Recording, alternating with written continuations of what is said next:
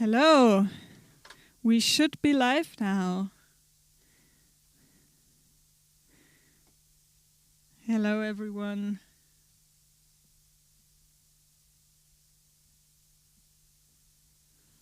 How are we all doing today?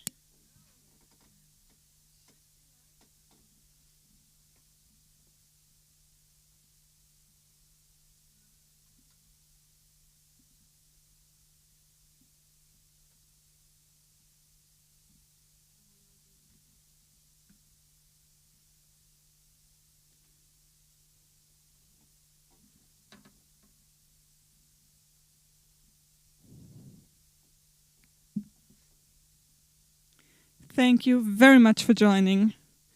I really appreciate that you chose to spend your evening with me today. I very much appreciate it. I have the live stream here running on my laptop. And I'm trying not to get too distracted by myself because it's very distracting because there is a latency. So everything that I'm saying right now, you can hear 20 to 30 seconds later. So yeah, I'm gonna mute the audio of my laptop. I don't want to listen to what I've said 20 seconds ago. So I can see the chat. Here we go. I apologize for putting out the wrong link first. I'm still very, very new to this. I apologize for any technical issues. First question for you all. Can you all hear me? Can you see me? Does everything sound right?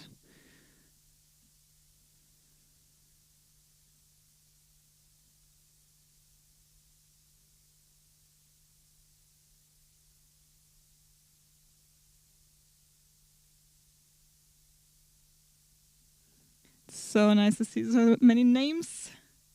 Welcome, welcome. Thank you so much.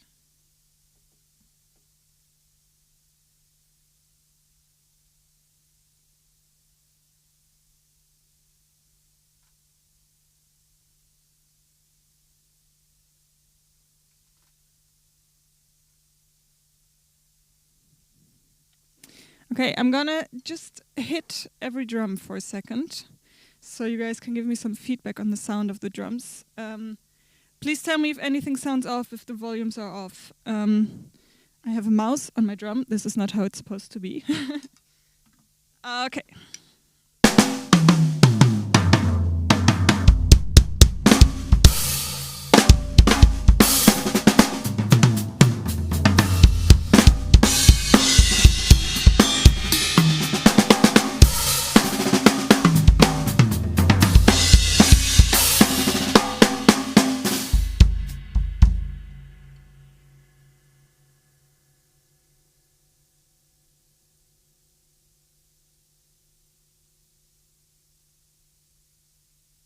Thank you all for waving hello. Sound is good. Okay, amazing. This all looks fabulous.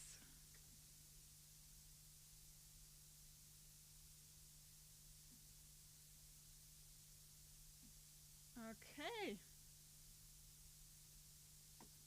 Loud and clear. That's what I want to hear. Awesome. Okay, so I can already see that handling the chat, I have to get used to it a little bit more because it jumps always. It jumps to the newest post. So if I'm somewhere in the past a few minutes ago, I'm trying to read the messages that you guys sent 3 minutes ago, but then it jumps to the bottom again, and then I can't find the spot where I've been. So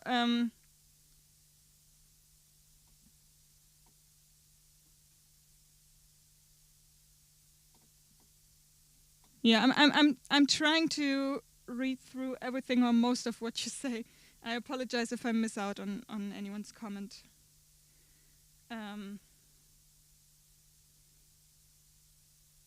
Okay. I have some help, so whatever issues you're mentioning are getting hopefully fixed in the background. Does anyone else hear doubles.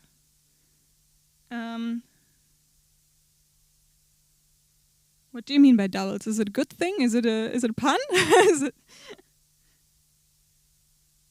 okay? Awesome. I wanna continue.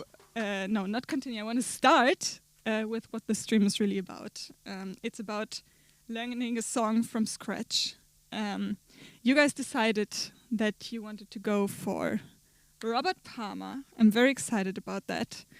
I'm not familiar with the song. I have heard it in the past, I'm pretty sure.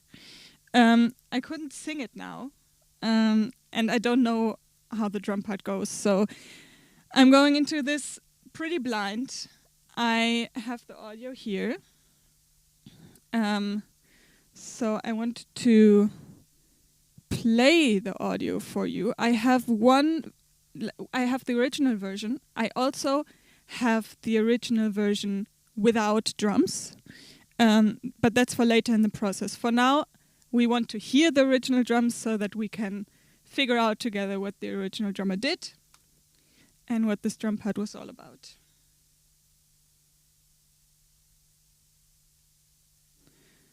Okay, let's go.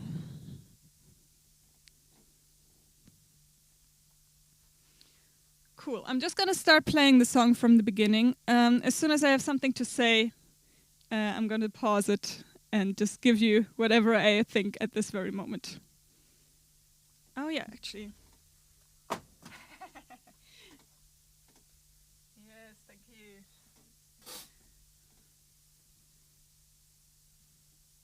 Okay, let's see. Let's see if this works. Please let me know if you can hear the audio or not. I cannot hear the audio. This is a problem. Can you guys hear the audio? Because I cannot hear it. Okay, we're trying to fix it.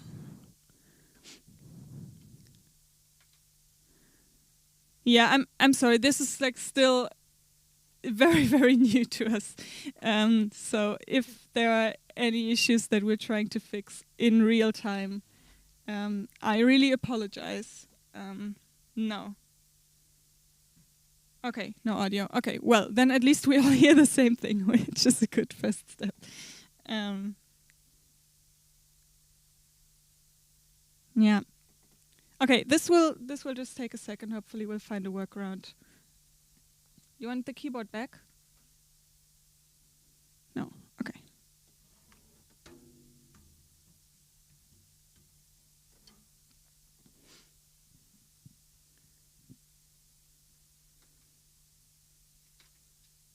Play something while you wait. Sure, let's play something. Or should we wait? Should we try the audio again? No, we're not that far yet.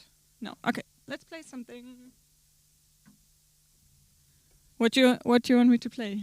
Are there any wishes? Some drums only stuff you guys want to hear? I didn't really have time to warm up today, so I apologize.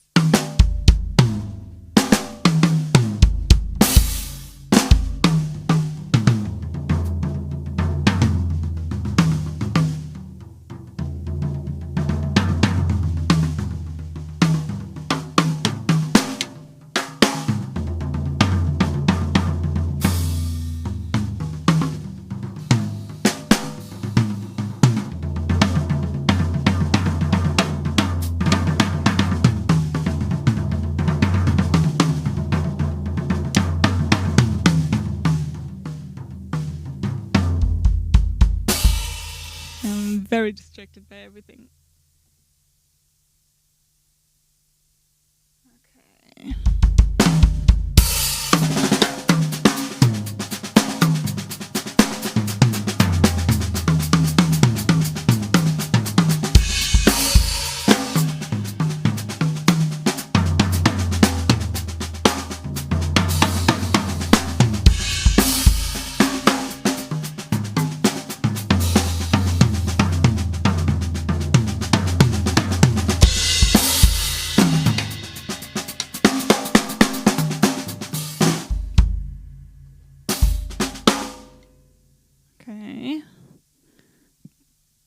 working on the audio, guys?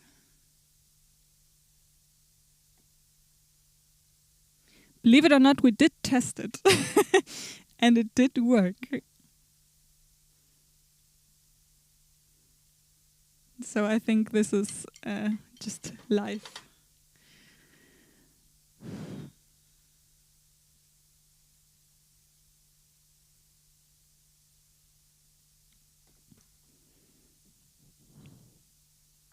Thank you very much for your patience, guys.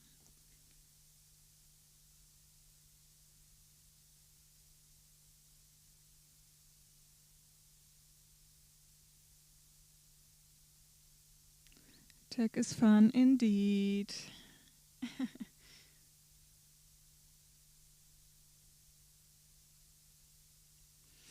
Well, maybe I can already talk a little bit about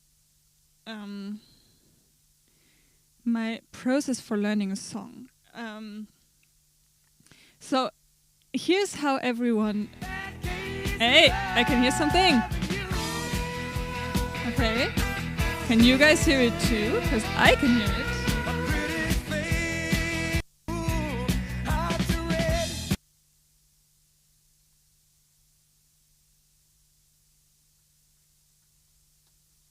Now the latency is biting my ass. Please excuse my language, because I'm waiting for you guys. Yeah, okay, yes! Woohoo! There's sound! Wonderful, cool. Thank you for your feedback. Awesome. Cool, okay. Yeah, what I was about to say, I think the way everyone should be learning a song is, first of all, listen all the way through. Just make some mental notes of stuff that come to mind, that stand out. Then, I think, the next run-through should be about the form of the song. What I mean by that is there are different parts in every song. There is usually a verse, multiple verses. There is a chorus, multiple choruses. Usually a song starts maybe with an intro, then there's a verse, then there's a chorus, then there's a verse again, then there's a double chorus maybe. That would be a very basic structure of a song. So knowing this structure really helps you to keep an overview of the situation, just to, basically kind of know the full picture of the song. And then whenever you transcribe a fill or something, that is happening in bar 85. You don't have to remember that it's in bar 85. You just have to remember, it's the fill leading us into the second chorus. For example, but this is not what I want to do today, because first of all, I want to be honest and realistic, and I'm usually way too impatient to do it like this. I usually just jump into the cold water head first, and this is also what I want to do with you right now. I'm just going to start the song. Now that we have audio, and I'm going to play a little bit, and then I'm going to try to explain to you what I think was happening in this first little bit of the song. So let's go.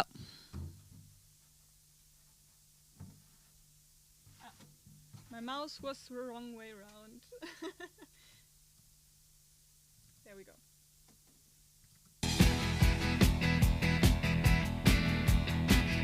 Sorry, I'm going to start from the top, I'm sorry. Okay, there we go.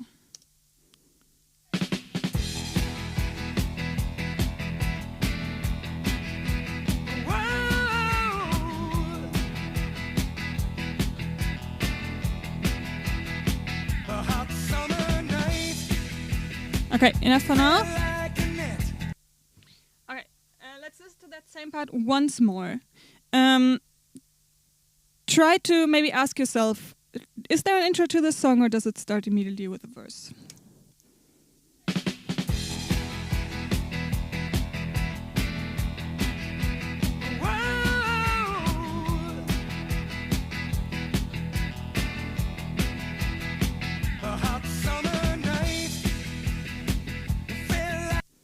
Okay, well, that was a very easy question. So there is an intro to this song. Actually, the song starts with drums only, right? So this is always fun.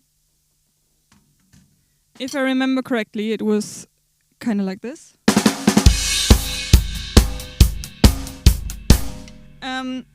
So I mean, this is what I feared, because I've been doing this for so long. It's just like really obvious to me that this is it. But I'm trying to explain what's going on. So how I remembered this is there are 3 strokes in this beginning fill, takata, takata, and then a repetition of that. So I'm just gonna play this, and then because this last stroke of the fill of these 6 strokes, 1 to 3, 1 to 3, the last stroke falls on the 1. So in most rock songs, if a fill ends on the 1, there will be a bass drum and a crash on the 1. The rest of the fill is happening on the snare drum only. So we got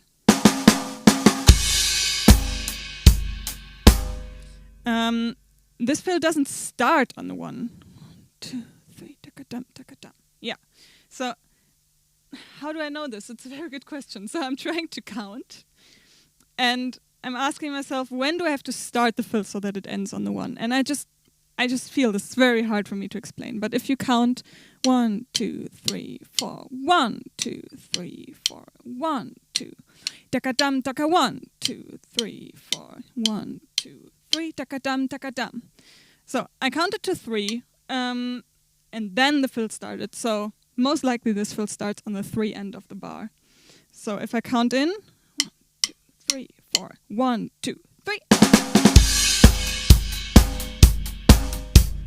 Yeah, and then what came next is a very, very static rock beat. I'm pretty sure there was a 4 on the floor in the bass drum. 4 on the floor means that if you have your 4 counts in a bar, right? This is a 4/4 song. So there are 4 counts. The snare drum is usually playing on the 2 and the 4. And in the most basic groove you would learn, the bass drum plays on the 1 and the 3. So then you have... No, you don't have that. You don't have that.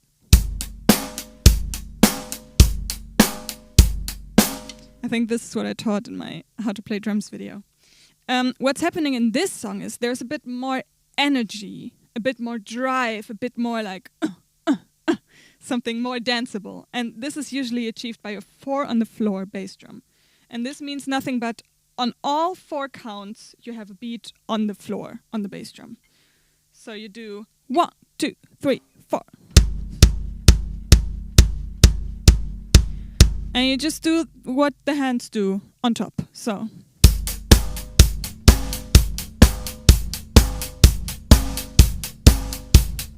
So you have the bass drum and the snare drum playing at the same time. This is not as easy as it sounds to get these really aligned. So it's really interesting if you're practicing that, to record yourself if you have the options, and just check if you see in the audio waveforms that the snare stroke is exactly on the bass drum or not.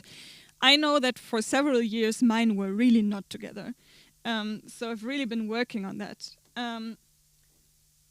Still, I'm far from perfect.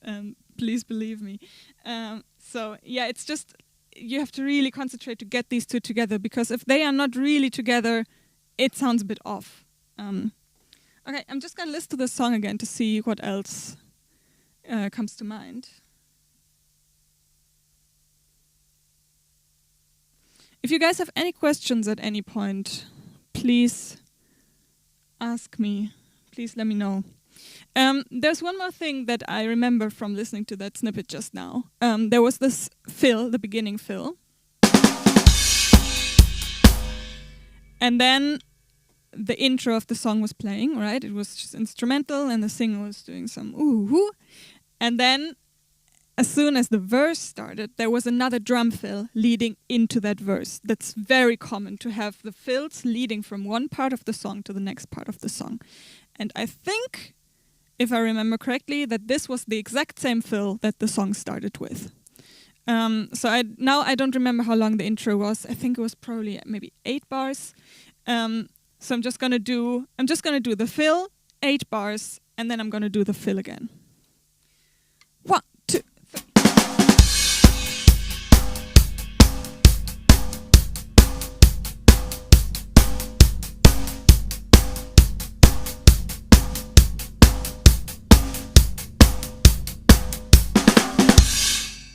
So I think that's what it was. So now let's listen again and verify that, see if it's actually true.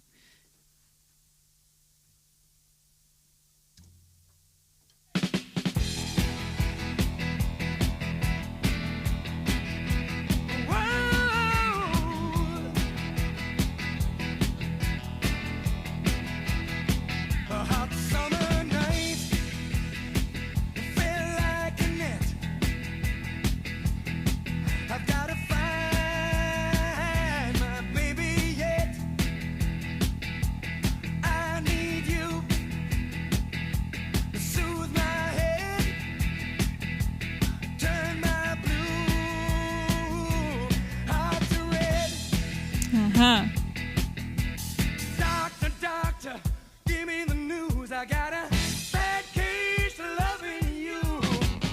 No pill. Okay, nice. Okay, so what I noticed is I was correct with the fill. It just repeats going into the first verse.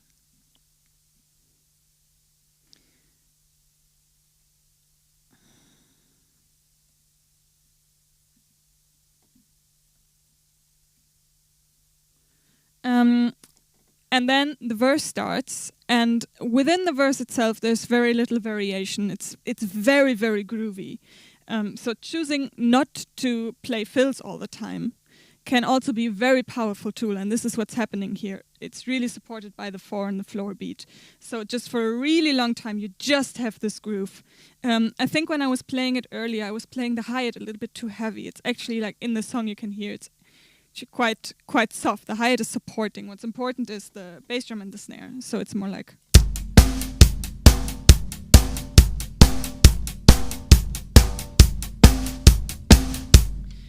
And then what I was doing here with my fingers is I was counting the bars. So it's always just good to know to have the form in your head. I noticed there was the verse, it took 8 bars and then it continued. So it was either one very long verse or 2 verses immediately after each other. So I started again to count from 1. I counted once, 8 bars, and then I started again. And then in the second run through for the second verse, after the 6th bar, something happened. So a little bit earlier than you would expect it. I'm just gonna play the song again, and I'm gonna play along with it.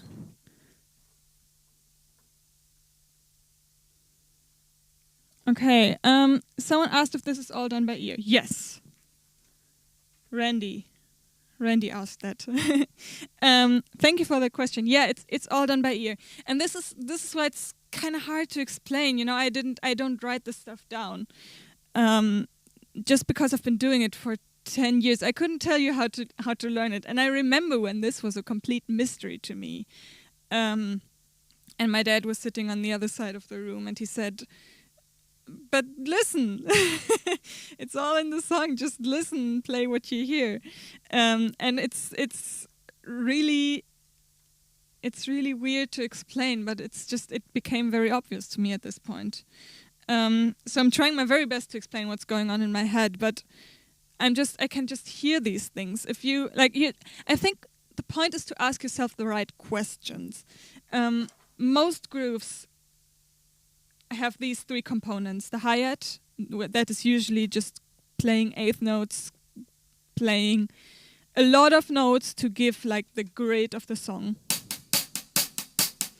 And most of the times you have the snare drum on the 2 and the 4, and you have the bass drum doing something.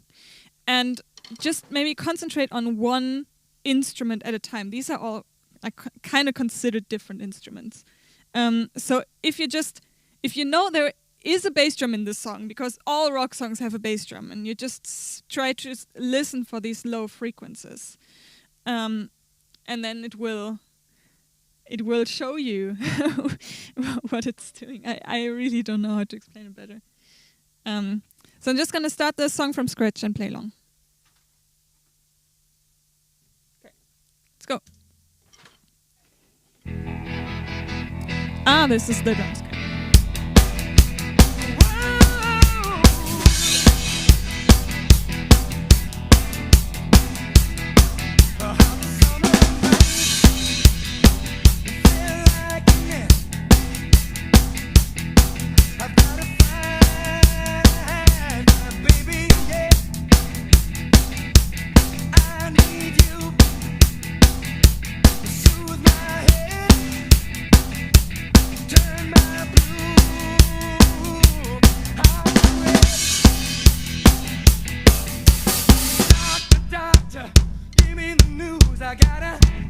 Now I don't remember what was going on.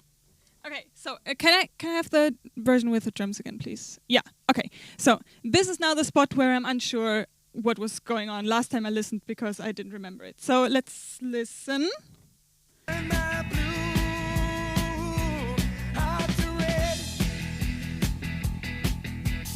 Doctor, doctor, give me the news. I got a bad case of loving you. Nice. Okay, again. Wait, 1 second. Okay, so now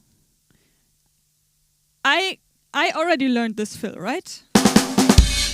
So now I recognize it whenever it comes again. It came again now twice. So what I said earlier about the verse being kind of long, so the verse took 8 bars. Then it kept on going for another 6 bars. And then after the 6th bar, there was a fill. And it's the same fill again that we already heard 2 times before in the beginning. And then it continues for another 2 bars to finish the 8-bar phrase. Most phrases are 4 or 8 bars long, right? So then, to go into this doctor, doctor part, where it's just the bass drum playing, there is something going on in the drums that's a little bit different. I could hear that the hi-hat was opening. It opened twice, but I don't remember where exactly it opened. So I want to listen again to this part and pay attention to the hi-hat. Also try to recognize the drum fill that we heard already. Yeah, let's go.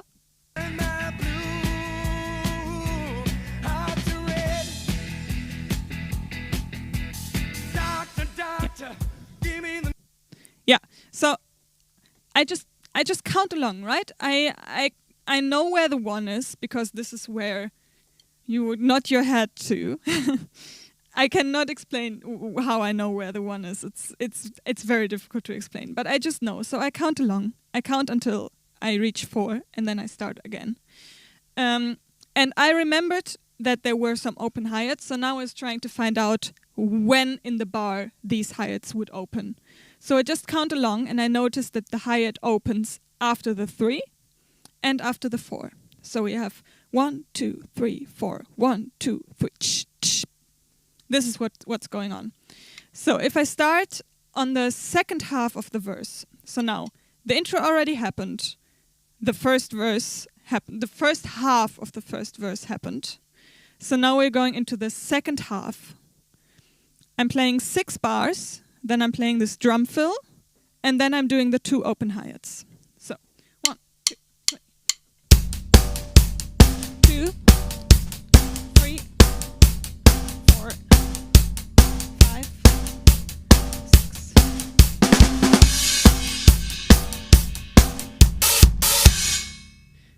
Okay, yeah? Kinda or almost. Now, when I was opening the hi-hats, I forgot to play the snare. So that was wrong. Let's do that again. 1, 2, 3, 4. 2, 3, 4, 5, 6.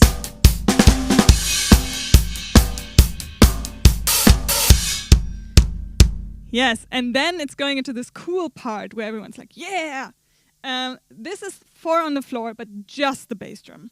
This is usually if there's a song and there's a sing-along part, and the whole crowd is supposed to like also go for it and scream their lungs out.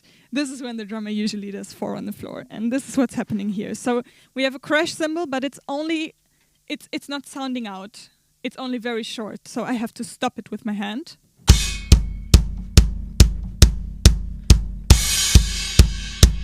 And then, if I remember correctly, he plays the cymbal again after 2 bars, but this time it's ringing out. I'm not sure about this, so let's verify it. Let's listen again to this spot.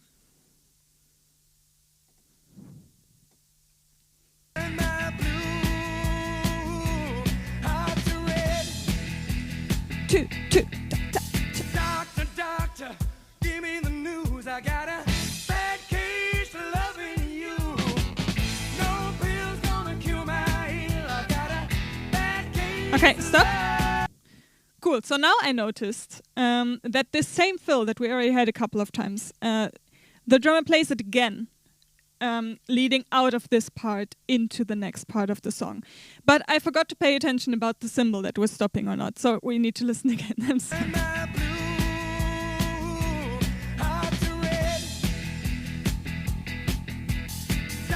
Doctor, give me the news. I got a bad case of loving you. No pill's gonna cure my ill. I got a bad case of loving you. Okay. Okay, stop, please. Yeah. Okay. So actually I was wrong. The cymbal does not stop. It's ringing out. So it's just whenever this 4 on the floor part starts, the cymbal is just ringing out. And then going into the next part, there's kind of a short phrase. It's only 3 or 4 bars. Doctor, give me the news. I got a bad case of loving you. No pill's gonna cure my ill. I got a bad case of loving you.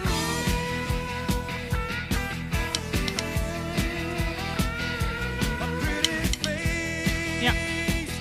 Okay, so we got the cymbal ringing out, right? We got the 4 on the floor, and then going out of this part into the groove again, he plays that same fill again. So we got 1, 2, 3, 3, 4. And then there's a slight variation of on this fill. I remember, I think it was this. 1, 2, 3, 4, 1, 2, 3. So this fill now, it's very similar to what we had before. It's basically just fewer notes. So playing this fill and leaving out a few. So it starts also on the 3 end. 1, 2, 3. And now, actually, if you now ask me on which count, if I now had to write it down, now I have to sneeze. I'm struggling with hay fever, I'm sorry. So if you now would ask me to write this down, I would need to figure out on which counts these strokes actually happen. And this is not what I usually figure out, I just remember. Ga-da. And for some reason my brain can remember that. It's very weird. But let me try to explain what's going on. If I want to find out where in the bar a stroke is. So we're in, I already said that, right? We're in 4/4. There are 4 beats. Every beat here is divided into 4 sub-beats. So we have 4 16th notes on the 1, 4 16th notes on the 2, 4 16th notes on the 3, 4 16th notes on the 4. That's why they are called 16th notes, because if you add all of these up, they are 16 notes. If I can now play this on my hi-hat. I can do 1, 2, 3, 4. And now I'm doing every subdivision, like every 16th notes I'm playing. So because of the nature of numbers, all the uneven numbers, how do you say that, odd? All the odd numbers are in my right hand. 1, 2, 3, 4, 1, 2, 3, 4, 1, 2, 3, 4, 1, 2, 3, 4. And all the even ones are in my left hand. 1, 2, 3, 4, 1, 2, 3, 4, 1, 2, 3, 4, 1, 2, 3, 4. So if I want to find out like where on the beat the fill lies, I'm just playing it. 2, 3, 4, 1, 2, 3. How do you go again? 1, 2, 3, ga-da. 1, 2, 3, ba. Ba-da. Yeah, it's a bit faster, that's why I was confused. So 1, 2, 3, ba-da. So now I know, the first stroke is on my right hand, so it has to be the 3 end actually, because I'm counting 1, 2, 3, ba. Because it's after the 3, but it's not on the 4 yet. So my right hand is playing 1, 2, 3, 4, and 1, and 2, and 3, and my right hand is only playing on the beats and on the 8th notes, which are on the ends. So 1 and 2 and 3 and 4 and 2 and 3. Ba ba ba da. So now I know ba da there are only 2 strokes in between. 1, 2, 1 and 2 and 3 and got 4. And then it plays on the 4. 1, 2, 3, 2, 4. Yeah, it's not playing on the 4. I'm sorry, it's not playing on the 4. So we're playing on the 3 and on the 4 and with the right hand. And the left hand is actually supporting the 4 and playing the stroke right before. So we got 1, 2, 3. 1, 2, 3 and 4 and 1, 2, 3 and 4 and, but with the left hand right before the 4 and. So let's maybe play the song from the beginning up until that part. I'm gonna try to remember everything we found out so far.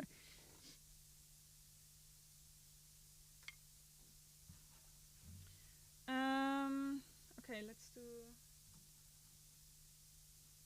do the drumless track and let's go.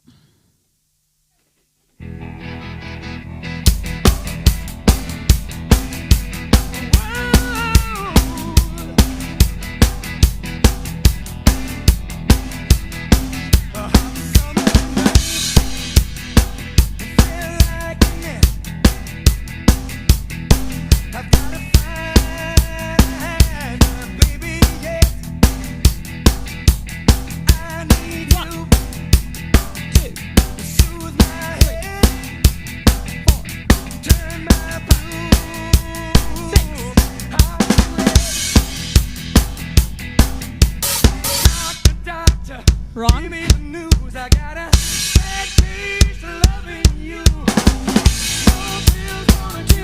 only 4 bars. 3, 4. Okay. Yeah. 1, 2. Yeah. So the fill it seemed very unnatural to me, so I messed it up.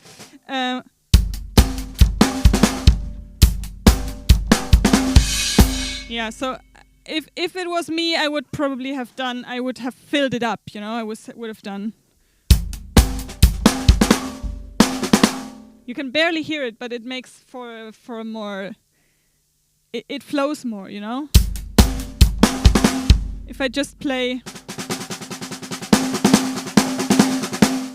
But I was trying not to do that, and so I got confused. Cool, let's listen further.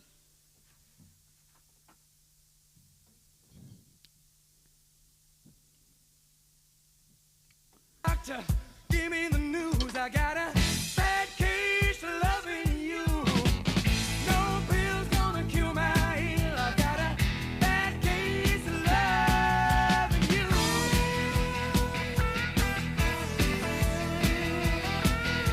A pretty face. The next verse.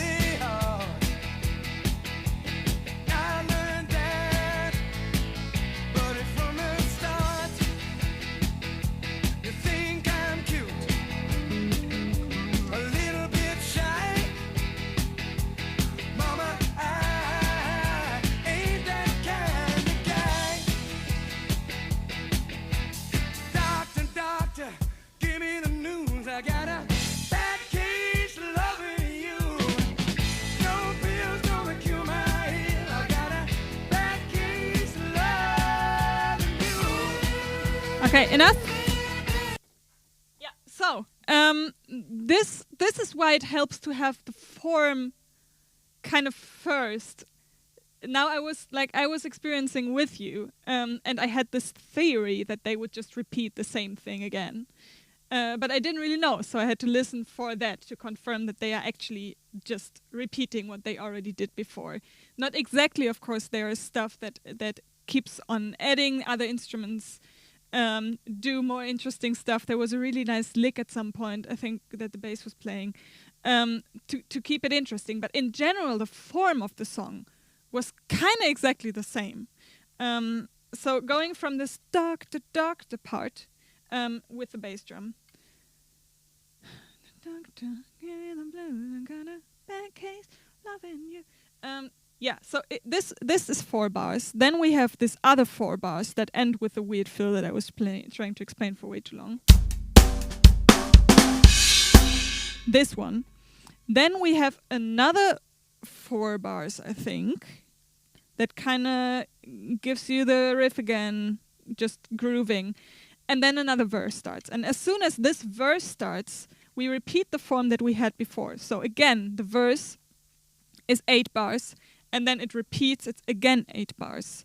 And there is something going on in this song with a 6-bar phrase, and then kind of having an accent like for the last 2 bars of this song. So what was going on now in the second verse, it was an 8-bar form, but there was a crash on the 1 of the 7th bar. Like kind of similar to what we had earlier. And then in the second half of the verse, that was again 8 bars, and it was exactly the same we had before. After 6 bars, we had the same drum fill that is the fill of the song, I guess. Yeah, so that was going on again, and then instead of doing the open hi-hats, I think he was doing something else, maybe a crash on the forehand or something. I'm not sure.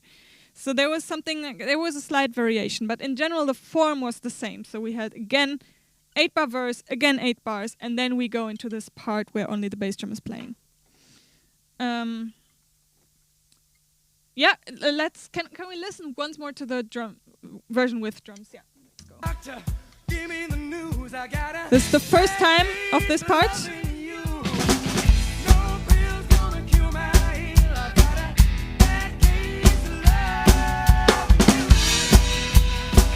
Yeah, right. Guitar. The moment of the guitarist.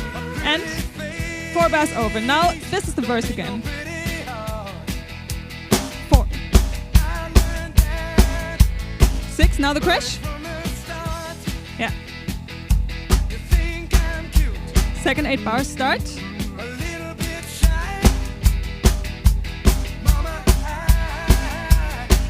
A fill.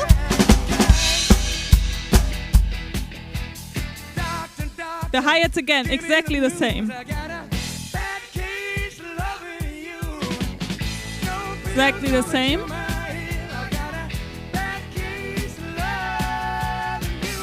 And this is, yeah. Yeah, so this is where the variation is. I was wrong earlier. So this, after this part with the floor and the 4 bass drum, this is when he worries. Varies.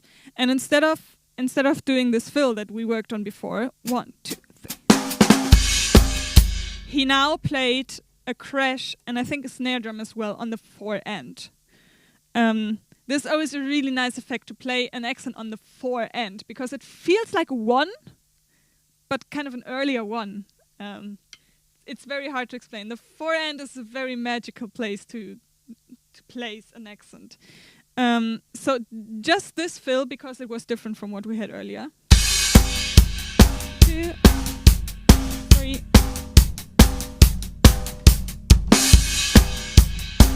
And I think this is as far as we got now. So I'm going to try to remember all of this and just play along with the song to the drumless version.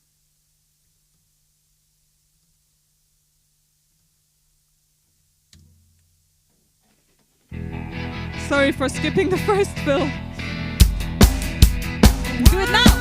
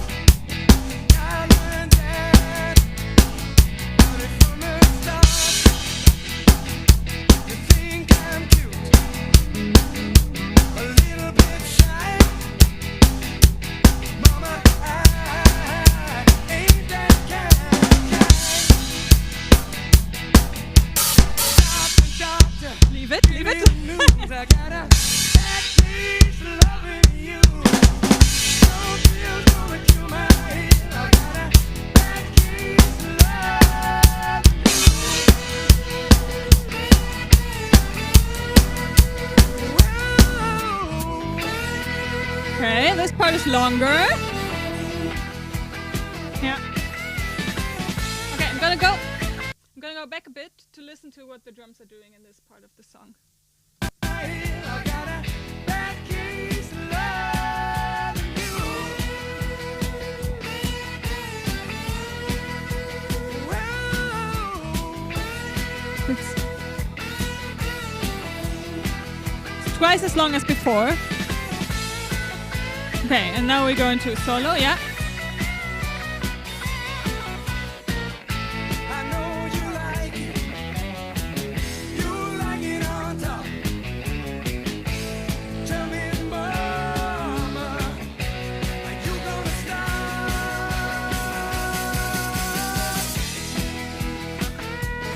Okay, nice.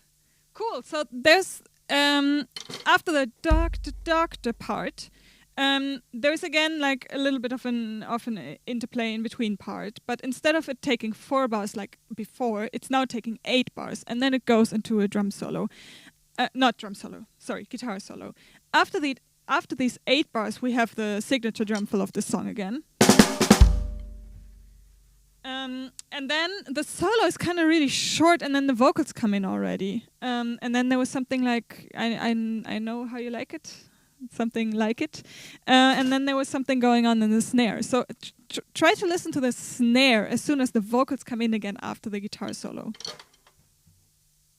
I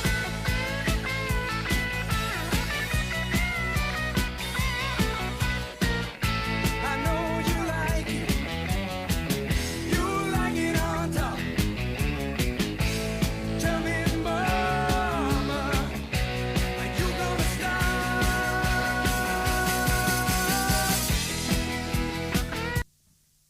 Yeah, so the snare was playing, usually it plays on the 2 and the 4 only, right? So now, to support the message and to build it up a little bit after the guitar solo, this is also a very common thing to happen.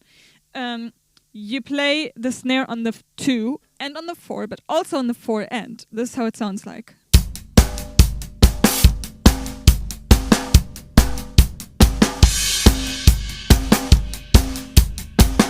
I'm unsure what was going on in the hi-hat, if it was continuously playing or not. I don't know. So that was happening twice, right? So I think every 2 bars this happened. So we have...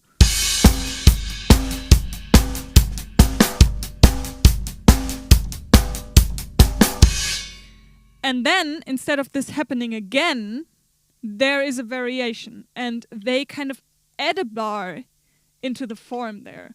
So usually parts are 4 bars long, they are 8 bars long, they are 16 bars long. In this case, they included a bar that was not supposed to be there. And it was kind of just a build-up bar, a filler bar that builds up the tension. And what drummers usually do in build-up bars is this. Sorry.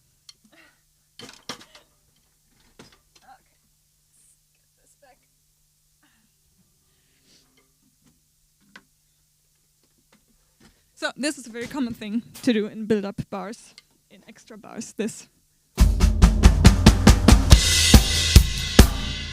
And this is kind of almost what happened here, but instead of doing this floor tom, the drummer opted to do it on the hi-hat. So this is what it sounds like.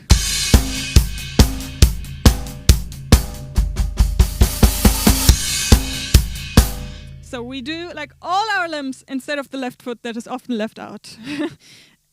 It's just playing all of the 8 notes. And now I did 2 bars, but I think it's only 1 bar in the song. We're going to double check in a minute. But we're just doing all the 8 notes and trying to like build it up, get louder. And also what happens is that the left foot goes up a bit so the hi-hat can really do that crescendo really nicely. Let's listen again. Now I moved my mouse.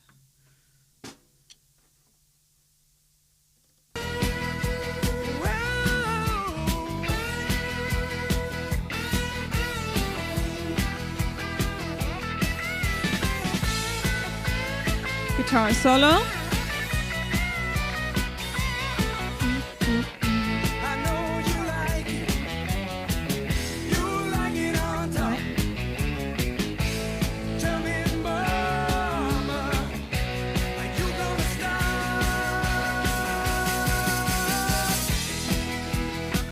Okay, I was a bit wrong about that. So it's kind of a 3-bar build-up, I think. Let's listen once more.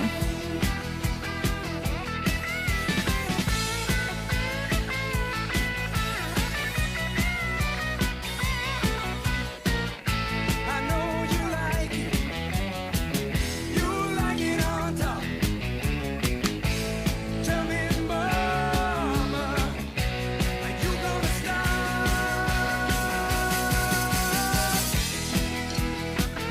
Yeah, so we're already starting to build up on the 2 bars before that. So we're like.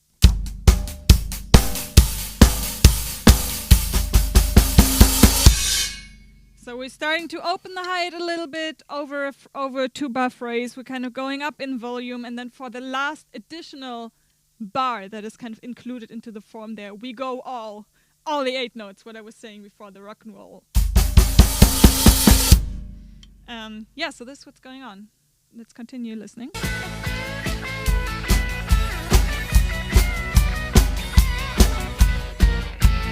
know you like it. You like it on top. It's a crash. Yeah. Tell me, mama, are you gonna stop?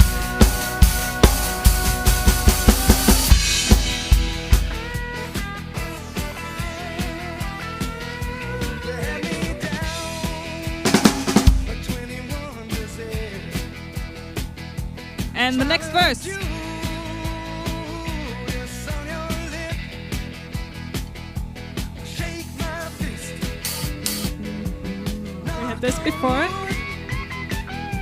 I've got it bad, and I got it good. Now we did this fill again. Doctor, doctor, give me the news. I've got a bad case of loving you.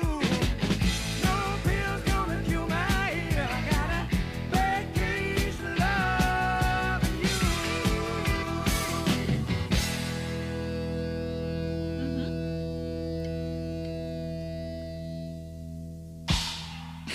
Nice. Okay, cool. So we basically, there are only fills that we had already before. This fill that is happening, like the default fill of this song. This one came back. Then the kind of version of this with fewer notes. This one came back. Then the hi-hat that opens on the 3 and on the 4 and. 1, 2, 3. This one came back. It came at a different spot from before, I think. So yeah, I'm kind of good at remembering stuff like this. I think I'm better than most people. But especially in songs like this, where it's like kind of repetitive, but then there are slight variations in some spots. It's kind of hard to remember, especially now where I'm in a situation where I know people are watching me. So I think I'm just gonna play along with the drumless version. So I'm not gonna know if I'm making mistakes. And the good thing is you're also not gonna know, except maybe you know the song that well, so that you're gonna know. But I'm gonna play the drumless version. I'm gonna try to remember everything we said. Now playing along to the drumless version, the form is the most important thing to really get right. Because if I play a slightly different fill, it really doesn't matter that much. I now know kind of the vibe of the fills, like the idea of the connecting the different parts. So I'm just gonna opt to do any of the fills that we just talked about if I'm unsure which fill was happening there in the original. And I'm just gonna try my best to remember what we said. Okay, let's go.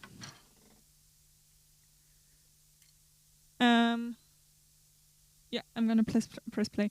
I can guess where the intro fill is happening, but it's probably not gonna work. 1, 2, 3. Good try.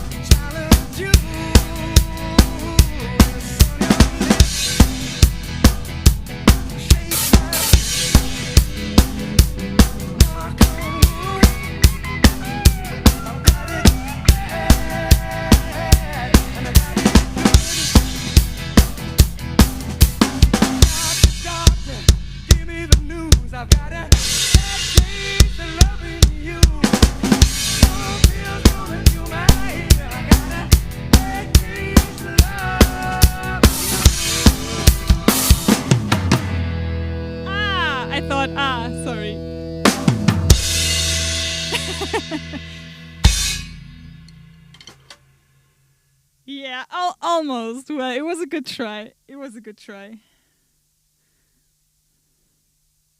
Yeah, so I think I may have to explain a little bit about this. So the thing is, when I started doing drum covers in 2013, I'm not sure if there wasn't, like, at least the technology wasn't as good as it is today to remove drums out of songs.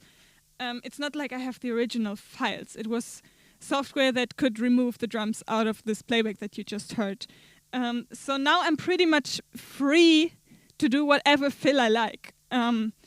But when I started, the technology to remove the drums was really not as good. So you could still hear a lot of the original drums in the drumless tracks.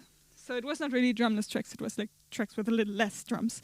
So it was always really important for my videos and for the sound to be good that I would learn exactly what fills the original drummer was doing at what time in the song.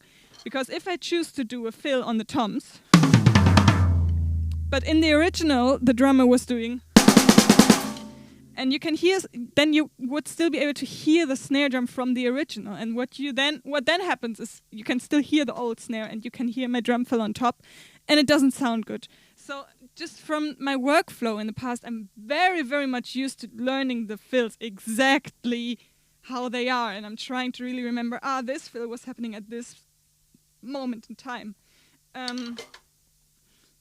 But now, actually, the technology got so good that I don't have to do that anymore. But I still like it. You know, it's like the original drummer really put thought into this.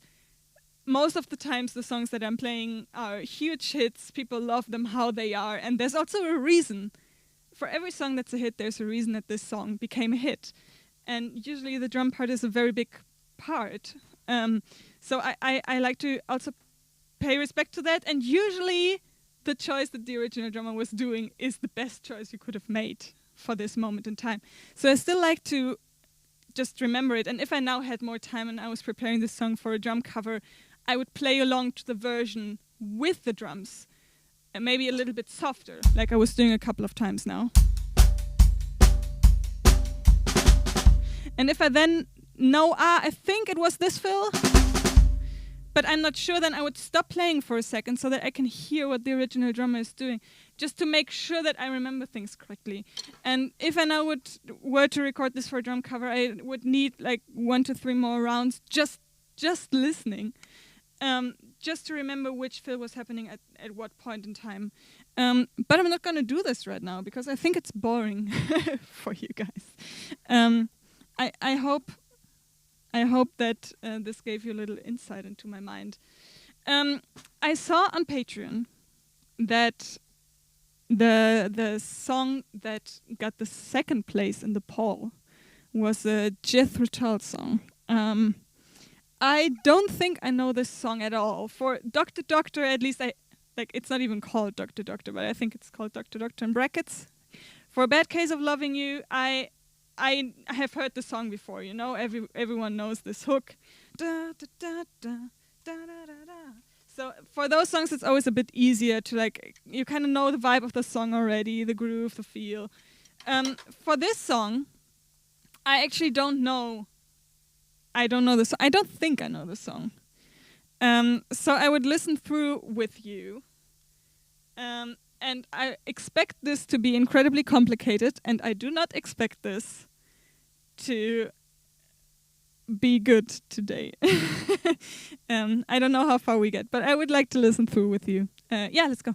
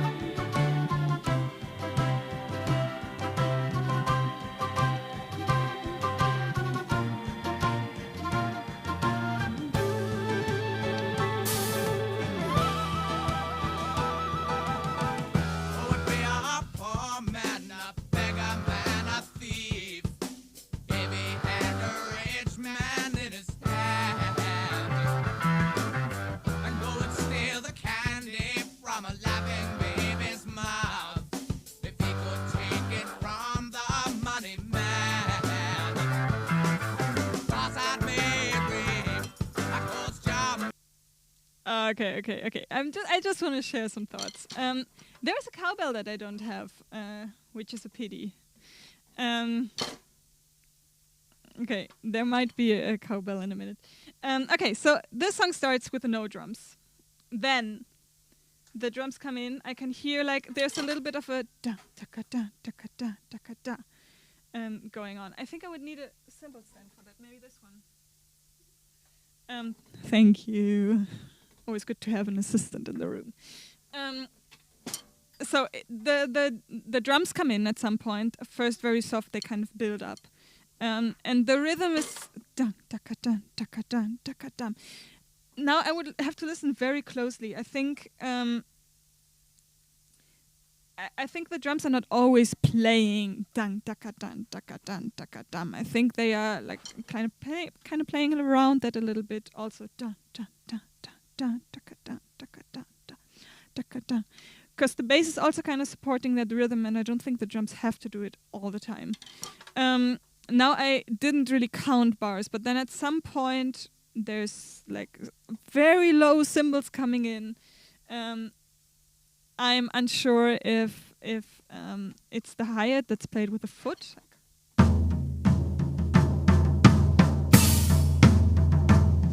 This is a really fun trick that I learned some years into my drumming career. You can like my left foot can open or close this, right? This is basically all my left foot is doing if I don't have a double bass pedal installed.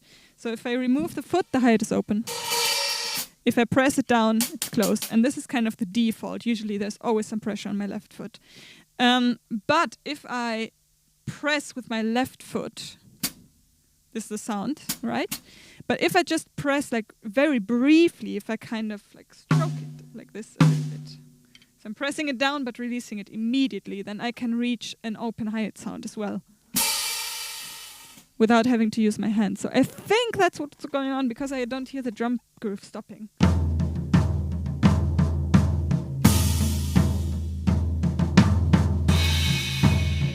And then I think I heard a crash at some point. I'm really unsure. And then this groove comes in, and it's really nice. It's a really nice groove. I love it. But I don't remember it now. So let's skip to that point.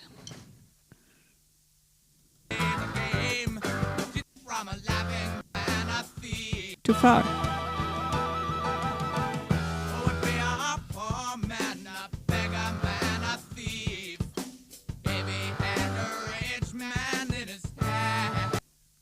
So the idea is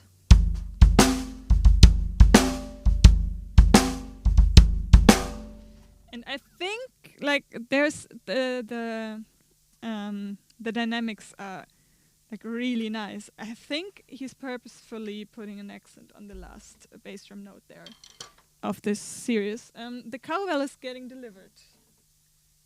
Maybe here? Yeah, that works. Oh guys, it could be way too loud for you now because it's right next to my tom mic. It's not too loud for me. Is it okay?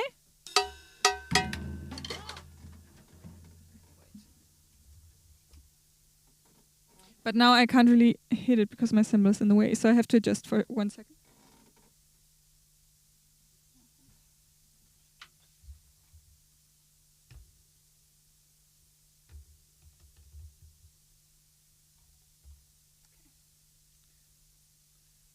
Okay, I need a sec.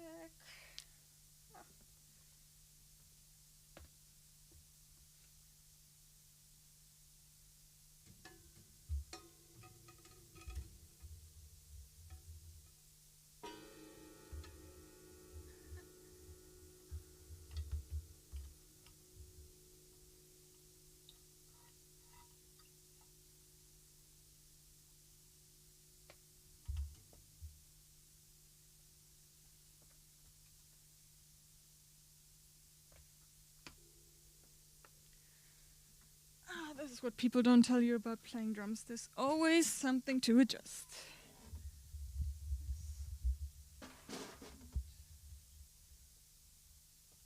Okay. Let's see. Okay, so the groove is kind of goom, guta, goom, guta, goom, ka-ta, gung ka-ta. And I think like there's an accent on the last.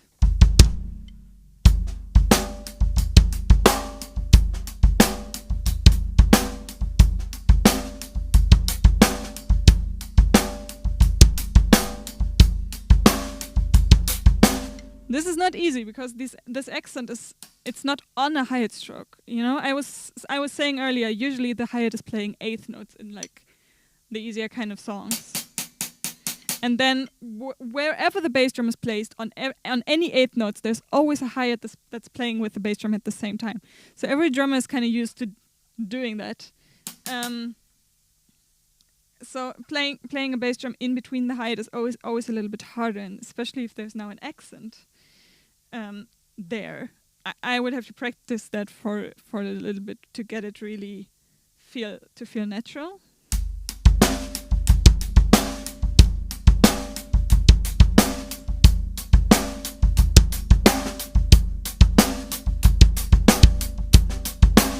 So let's listen to how it continues.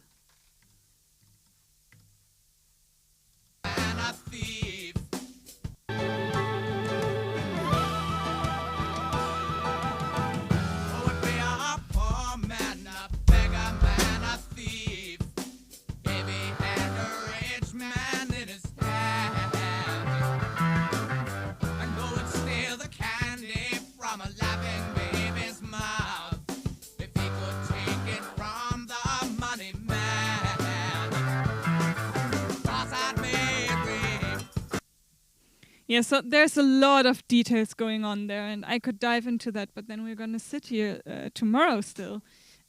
So with this groove, there's a lot of variation you can do.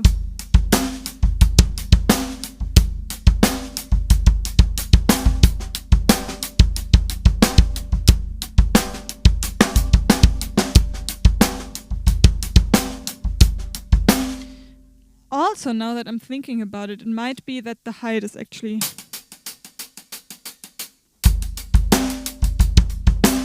I can't even like do that right now, so I'm not sure. Let's listen once more.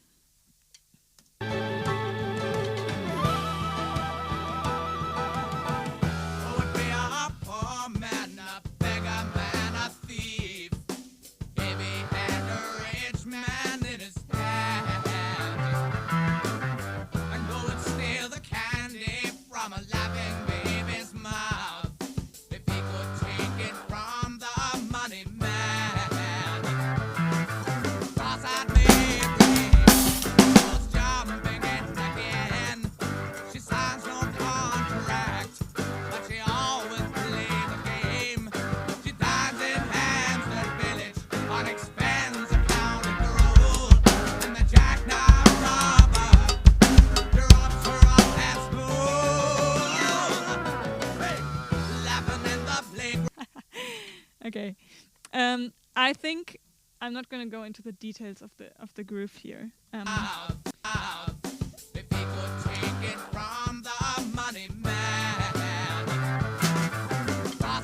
But this was lovely, wasn't it? Let's listen to that again.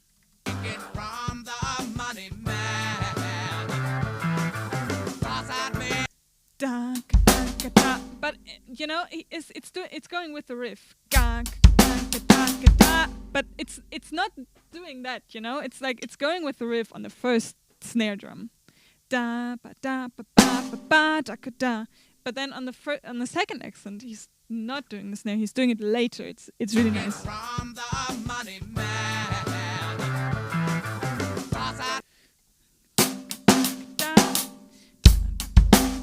Ba ba da ba da. It's kind of like this.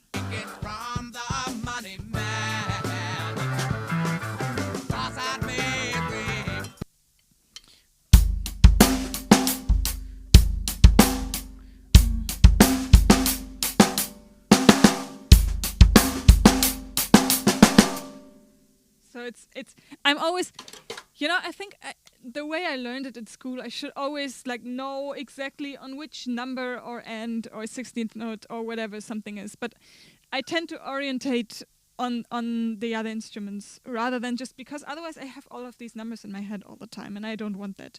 So everyone can sing along with da ba ba ba ba ba ba, and I just try to remember, it's on this riff, or it's not on the riff, it's slightly later, or it's a lot later, or it's a little bit earlier.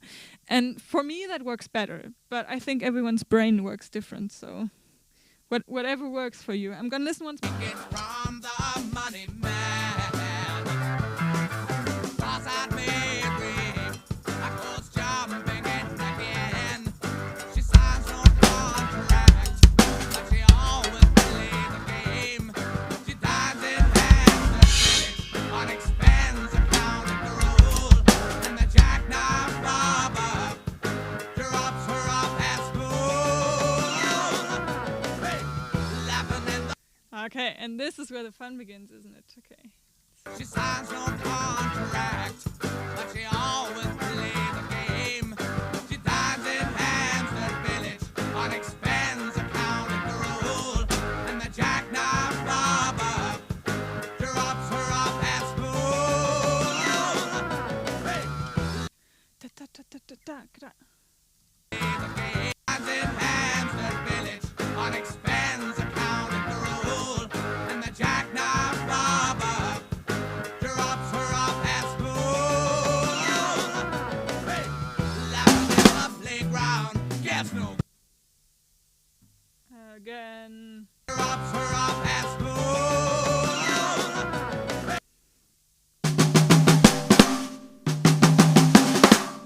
It's kind of...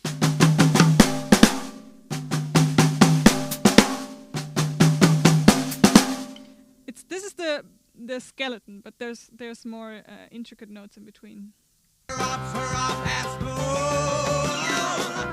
Hey, laughing in the playground, guess no. Drops her off at school. Hey, laughing in the playground, guess no. Robber drops her off at school. Hey, laughing in the playground, guess no. Kiss from little boy, and the jackknife robber drops her off at school. Hey, laughing in the playground, guess no. Kiss from little boy, robber drops her off at school. Hey, laughing in the playground, guess no. Kiss from little boys, and the jackknife robber drops her off at school. Hey, laughing in the playground, and the jackknife robber drops her off at school.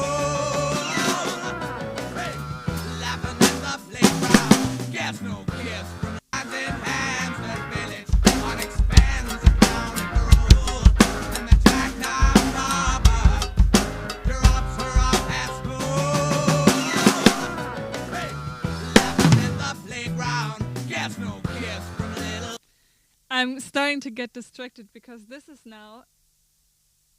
a spot where I think my strategy of listening to what all instruments are doing, it's not really working, because I'm getting so distracted by this ba ba ba ba that the drums are actually not doing. You know, there's a little bit of a question and answer thing going on. So it's kind of...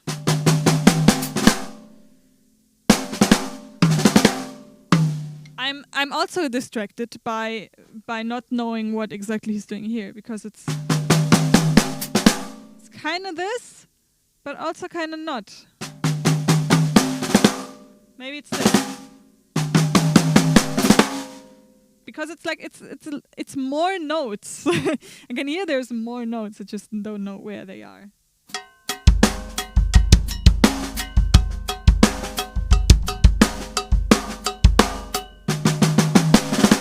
Maybe it's this, but this already seems like too many notes.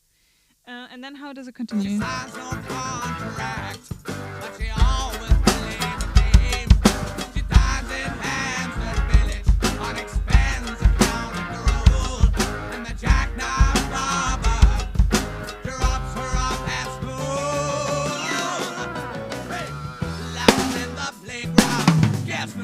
Kiss from little boys. Yeah. Okay, Okay, so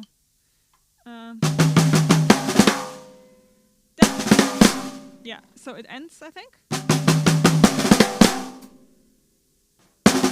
and then it's I can hear tuk-tuk-tuk-tuk. Let's listen once more. Sorry.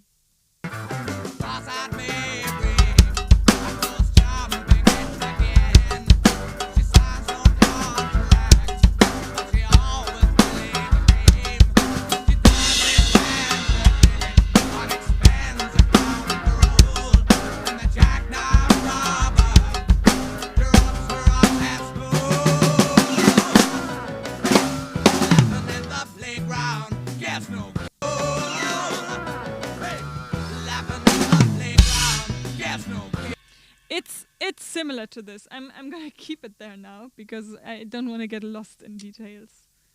On expense account rule and the jackknife robber drops her off at school. Hey, laughing in the playground. Guess no kiss from little bull and the jackknife robber drops her off at school. Laughing in the playground. Guess no kiss from little boys. Okay, once I want to like at least get it right once. And the jackknife robber drops her off at school. Laughing in the playground. Yes, no. I can do better. Let's go. She signs no contract. She always plays the game. She dives in hands that Billy on expense account rule. And the jackknife robber drops her off at school. Laughing in the playground. That was a fail. So what happened is I knew it was taka-taka-doom, but I just by default always start with my right hand because I'm right-handed. So if I taka-taka-doom, I mean I could do it with singles, but it kind of sounds like there's a double stroke. So then I have to start with my left hand, and I kind of knew I wanted to do a double stroke, but I started with the wrong hand. So.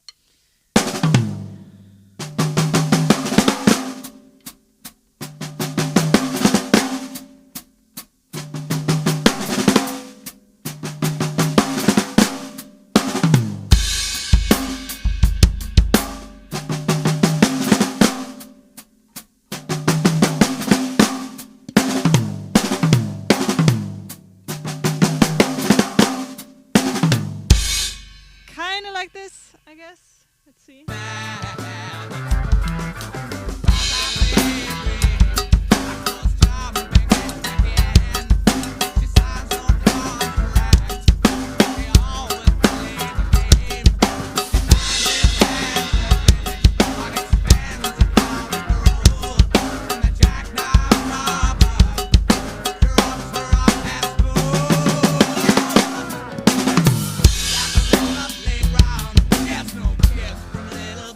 Almost.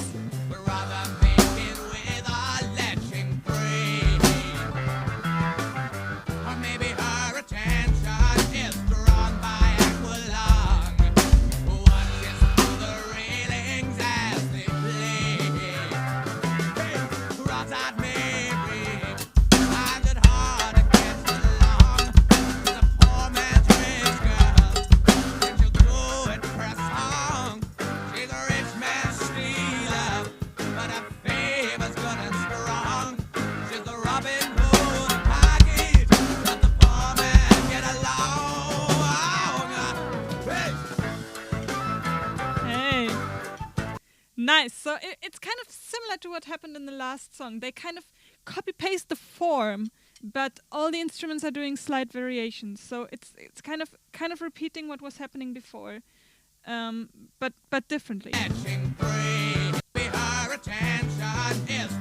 So I'm going now into the second chorus. Into the second verse.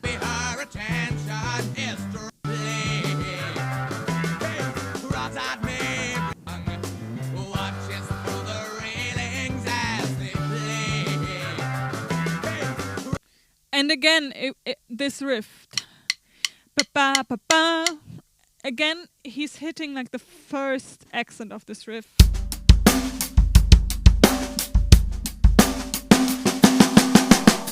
Da, da, da, ba, ba. And then he's opting for a long snare fill, which is kind of the easier option for this part. But then the fill going out of this cowbell part into the next part, that was a bit trickier, so I'm gonna go into there. I think I'm just gonna do a speed run of this song, and then slowly call it a day. But please, if you have any questions about like how I'm doing these things that I'm doing, please ask them. I can try to explain it. But it's it's very hard for me to explain because I kind of like the basis of it all is like, where is the one, what is the groove, where is the snare drum playing, and all of these are things that I just feel and I can't really explain. So yeah, let's try to figure out this very complicated sounding fill. Find it hard to get along with a poor man's rich girl. Then she'll do it for a song. She's a rich man's stealer, but her fame is good and strong. She's the Robin Hood package that the poor man get along. Hey! Hood package that the poor man get along. Hey! Hood package that the poor man get along.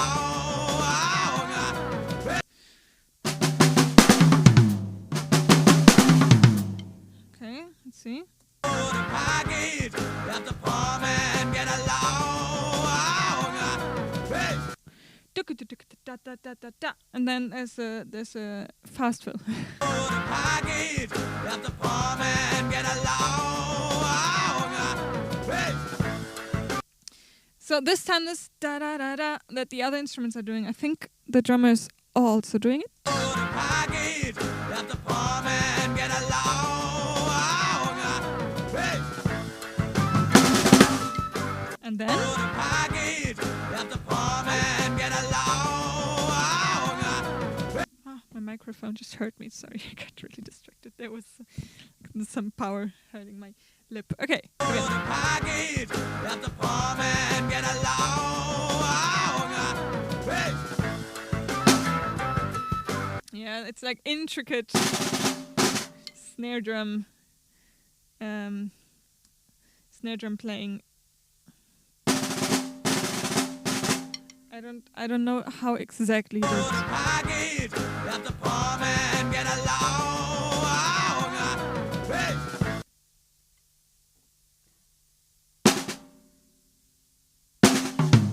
Is it the same? Hood package that the poor man get along. Hey!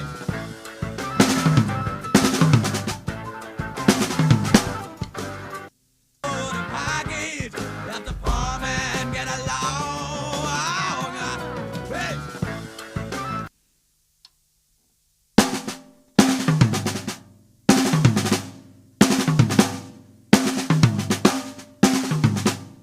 Could it be? But then doubling some of these.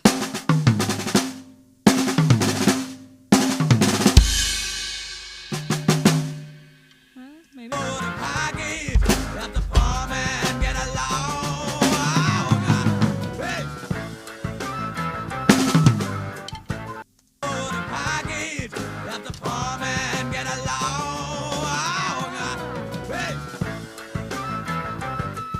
Hood package that the poor man get along. Hey!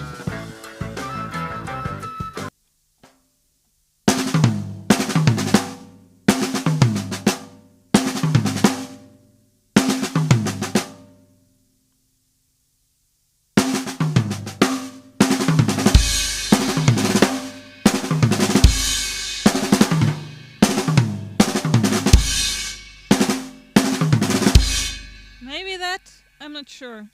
I'm gonna try to play along and see if it fits. I don't think I have exactly what's going on, and I think my brain is maybe getting a bit too tired to figure it out today. If I come, it's hurting me. If I come across a fill that I can't figure out, things I might do are either trying to go to where the computer is. This is where I'm looking, by the way. I'm sorry. I always forget that I have to look into the camera. So I might just go where the computer is to listen on the speakers, because that might be a bit clearer than listening on the in-ears. I might slow it down. This always helps. Or maybe checking out drum covers of other people doing it. Or if there's even a video of the original drummer playing the fill, that's amazing. But usually there isn't. Because most of the times the original drummer will not exactly copy what he did on the recording either. So he's just doing whatever. And if I want to really figure out how this fill was played on this recording, usually checking out drum covers helps more, actually. But also there, I don't really trust what other people are doing. I trust my ears the most. So I would probably unplug my headphones, go where the speakers are, listen really closely to this one spot, and maybe slow it down if needed. I'm gonna try to get this spot right, and then maybe play along to the whole song once. Please continue with the question. I'm just now seeing one question. I'm gonna go to the questions after my run through, but I'm just now seeing one that is interesting. By Ron Green. Sina, once you've learned to play a song, will you remember it indefinitely? Clear answer: no, not at all. Unfortunately, not. It depends though, because there are some songs that I spent a long time learning, and those songs I'm obviously more likely to remember longer. Also the songs that I learned pretty early on as a child, or the songs that I have listened to as a child but not learned to play on the drums, but just like I've been around them, like most Boston songs that are kind of somewhat popular, my dad would listen to. So I really grew up listening to those, and then I really know the drum part. And then if I sit down once and really learn it properly, I will remember it more easily, just because I know the song and I can then connect it to the lyrics and what's going on in the song with the other instruments as well.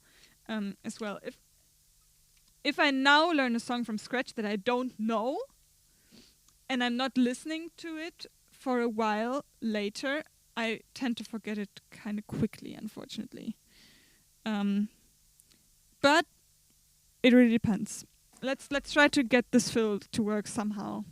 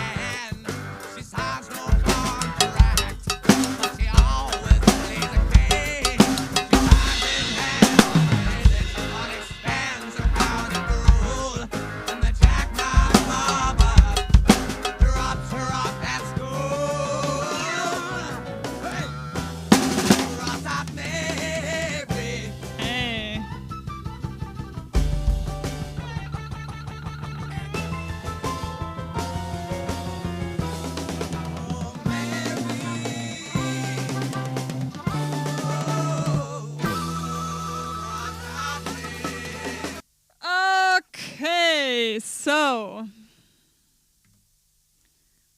this is more complicated. I'm not gonna nail this today. I'm just gonna try to like scratch the surface here.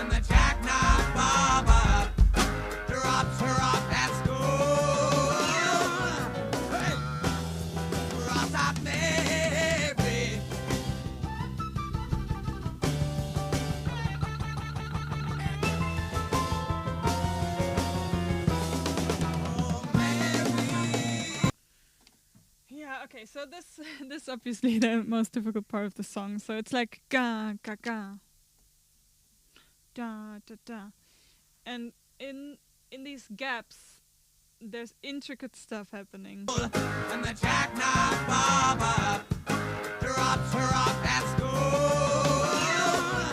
Hey, cross out Mary. And the jackknife Baba. Hey, cross out Mary. Ba ba ba ba ba ba ba. Something. Let's see. Hey, cross out Mary.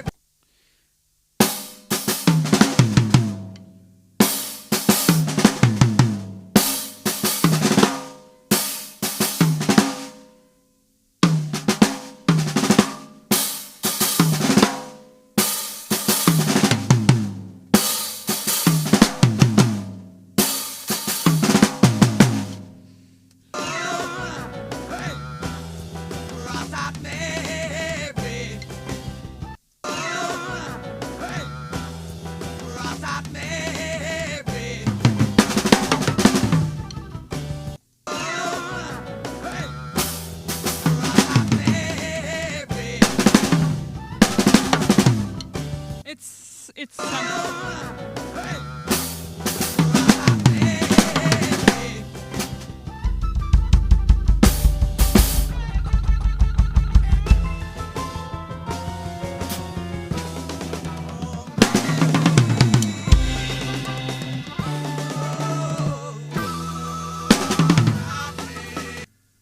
Yeah, so I'm not gonna get this correct today, unfortunately.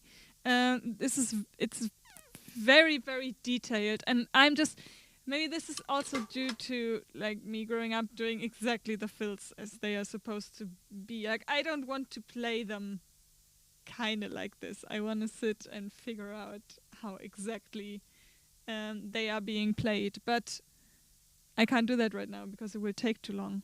I'm gonna give it one more shot try, and then I'm maybe just gonna play along to the whole song, but please forgive me because I'm gonna butcher it.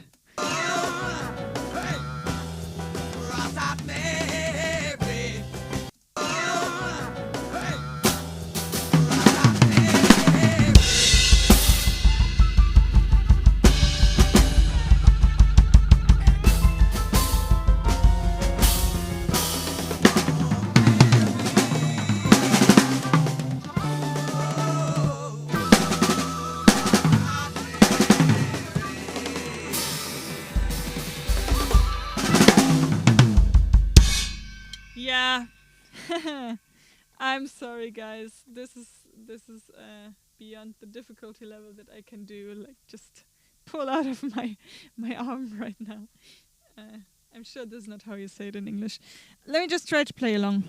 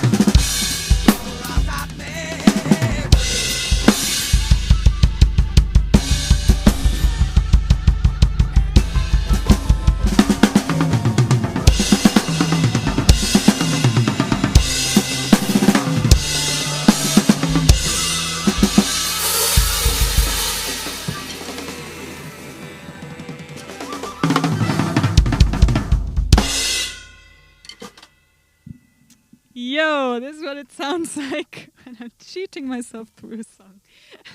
I sincerely apologize.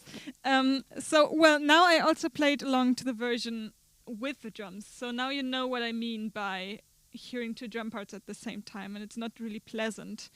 I chose not to play along to the drumless track because then I would be completely lost, because I didn't learn the song completely yet. But yeah, this is a really fun song. I would love to spend more time on it, but I would really need to go into the details, and I'm just not sure if me listening to the same spot 50 to 100 times is something that you guys would want to take part in. So I'm gonna dive into the comments a little bit. Maybe there are some questions. If there's anything else you'd like me to play or explain or something like that, let me know. But I think I'm gonna soon call it a day. Drive home, make myself some dinner.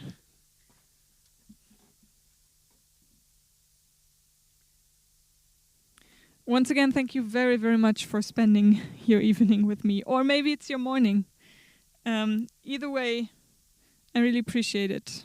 There are a million things you could be doing right now, but you're here. And I really value that a lot.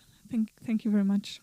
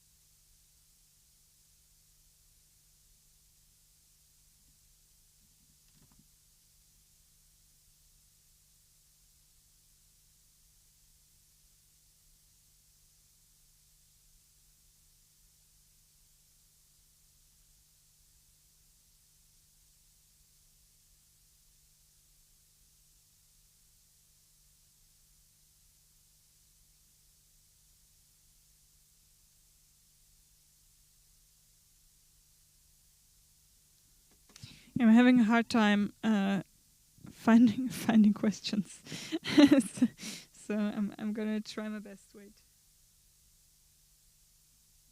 I think like the oldest comments I can't even see anymore, and there's also no time being shown here on the comments that you posted, so I'm not sure how long ago how much time passed since you guys wrote the comments that I'm reading right now. That's how I can say it.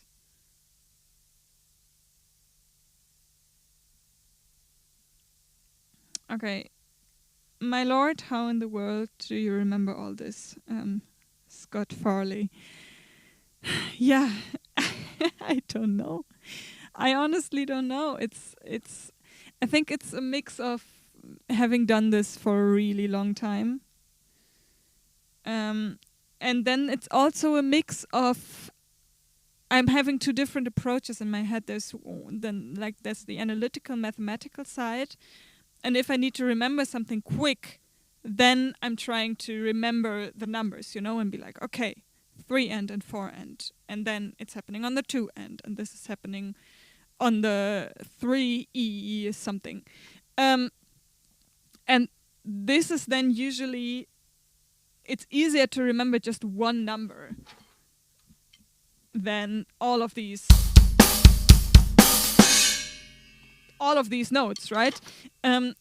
Usually there's a groove going on that kind of continues, and then there are variations. There are these fills connecting one part to the next part.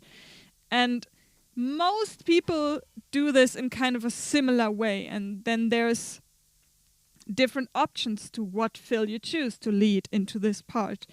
And oh no, why did this happen? I didn't even move. Oh, that's a pity. Okay, let's put this to the side. So there are some very common choices. The first thing most people learn is this.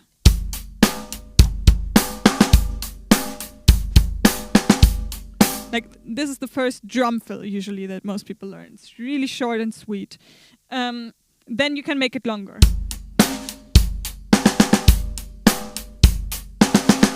You can make it even longer.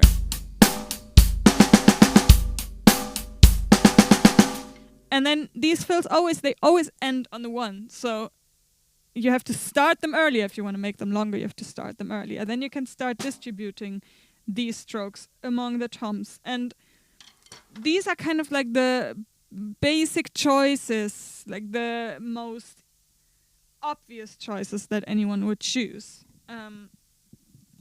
So they are kind of easy to remember for me because I already learned 400 songs where a similar fill has been played. So I can just remember, it's this one that starts like it's 4 snare drum strokes or it's 6 snare drum strokes. So this is kind of the mathematical side, but then there's also the other side that I guess is the more creative part of my brain.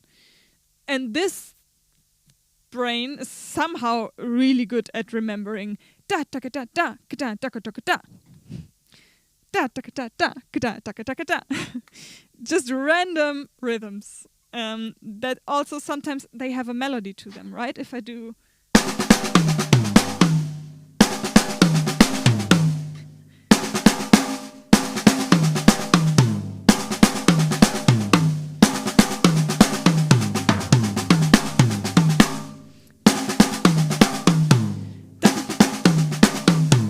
da da da boom da boom boom, and it's going down or it's going up. And I can just like try to remember, it's this da da da da da da da, and it's going up. And then I know.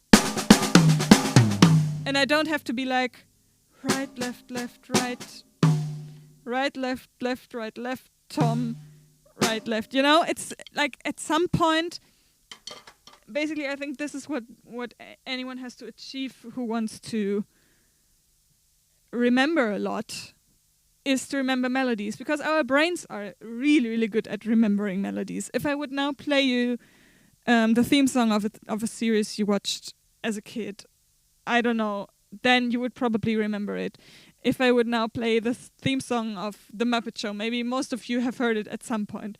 Ba-ba-da-da-da-da. Everyone could sing along who has watched this a lot in the past. Maybe you didn't listen to it for 5 years and your brain still immediately remembers it. So this is the key, I think, to remembering these. And even the fill that we had in the beginning. It has a melody, even though it's only one drum. It's still da-ka-da, da-ka-da. And this is still a melody. It's only one note. Like it's only one pitch. But it's still a melody, and if you just try to da-ka-da, da-ka-da, like feel it in the groove and try to remember it, singing it really helps. And then you're gonna be able to remember it better. But yeah, this is all I can say, I think.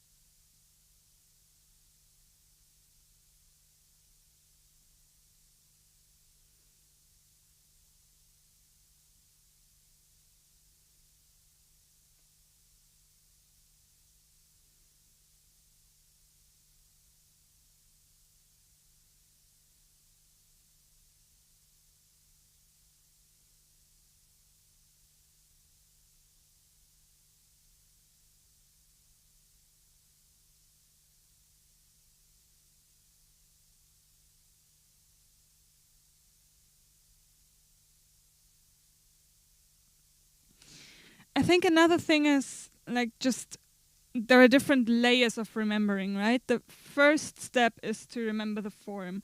And if we go back to the first song, that was a more typical like pop song, rock song. It starts with an intro, there's a verse, there's a chorus, there's a verse, there's a chorus, there's a short guitar solo, interlude, kind of different thing. And then we have a chorus again. And this is just like, it's very typical structure. So I already kind of suspect that it's going to be like this. And then it's easier for me to remember. And then if there is a variation, for example, the chorus is twice as long, I just have to remember that. I have to remember the chorus is twice as long. And that's easier than remembering intro, verse, chorus, verse, chorus, chorus, verse, guitar solo. So I just like I have this basic thing in my mind, and I just try to remember what is different from how I would have done it. This is also another thing. Sometimes there's a drum fill, and if you would have let me just do my thing with the song, maybe I would have chosen exactly that drum fill. Then I don't even have to remember it, because it already feels natural to me, and I'm like, yeah, of course that makes sense, and then it makes sense, and then that's it. For example, this doctor, doctor part. Like this 4 on the floor, it's so fitting. It really makes this part. It's this sing-along, yay, stadium moment. So it just makes sense to do that. And then I don't have to remember that, because for my brain it already makes sense. And it's just...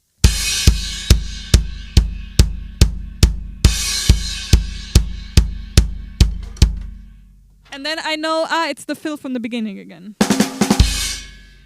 And I only have to remember that once. And then whenever it comes again, I'm just like, right, it's that fill again. So I think the key is really like try to remember less things by remembering them in a smarter way. But yeah, again, it's very easy for me to say this. I've just been doing it for a really long time. I think that's the thing.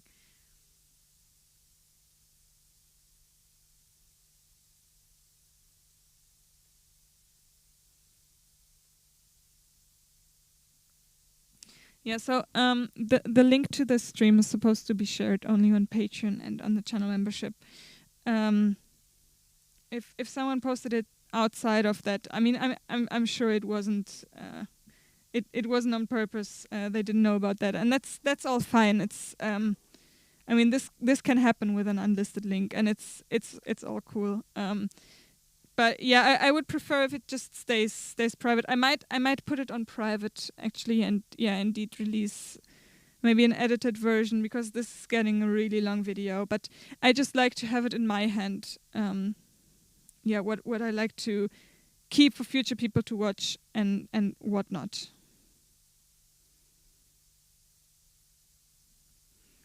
Okay. Richard, ich hätte einige Fragen, aber die stelle ich später. Jetzt wäre ein guter Moment. Richard is saying he has a few questions, but he wants to post them later. So, in case I already respond to them in the process, then they are done, and he doesn't have to ask them at all.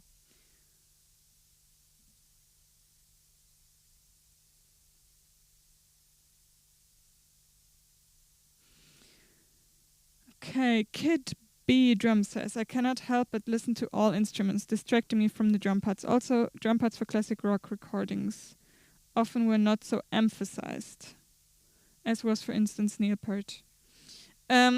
Yeah, that's a concentration thing. It's just it happened to me just now with a Jethro Tull song. If there's too much cool stuff happening, you just get distracted, and then it's a matter of listening to the same spot so often that at some point you're able to concentrate only on the drums, and it might take a few tries. But yeah, it's hard, and there are some recordings where the drums are really, really low in the mix, and then also it's not always even really clearly audible what's going on. This is really annoying. Yeah, so sometimes it's up to your imagination what's actually going on, and then maybe try out a few options of what it could be and see what sounds most likely. But there are also some videos where I had to guess basically what was going on, because it's just not audible.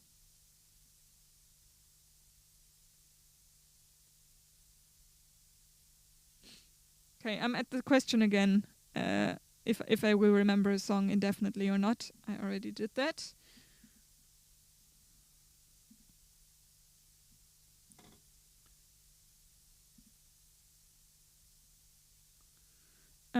Leo is asking, curious, are there tracks with just the drums?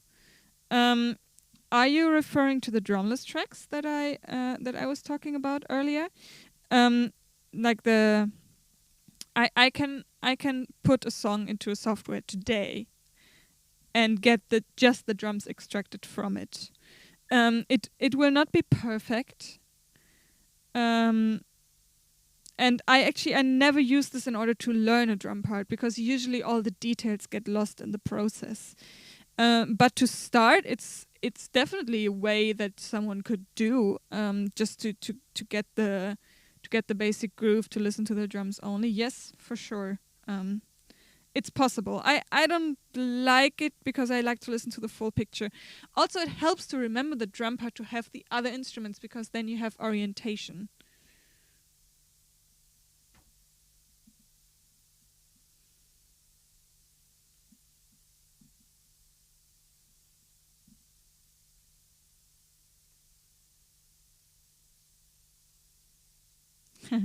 How many drummers have been in Jethro Tull, Geneva, Dixon? Yeah, good question. I was just, before the stream, I was briefly on the Wikipedia page of Jethro Tull, and it's a big number of drummers. I remember that. So I think they had a lot of personnel changes. I also saw that Phil Collins played with them for a very, very brief amount of time. He was probably jumping in for one tour. Yeah, so I don't know. Please look it up. I also don't know if the original drummer is still alive or not, unfortunately.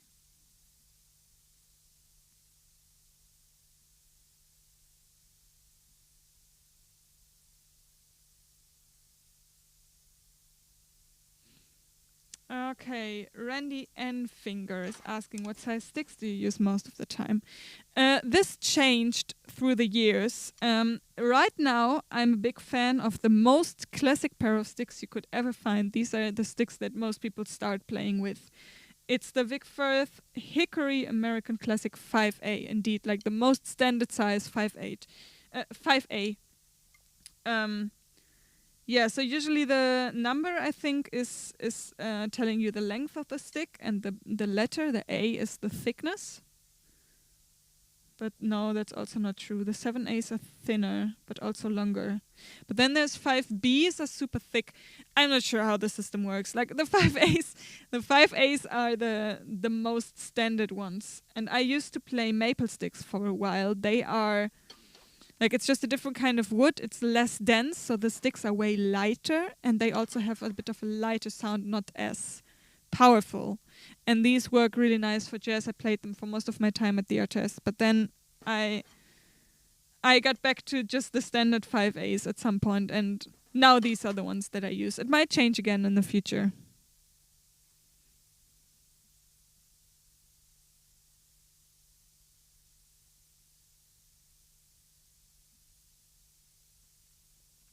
Geneva Dixon also says, I have to watch isolated drum tracks and use sheet music. It's quite a skill to pick them out the way you do, Zina.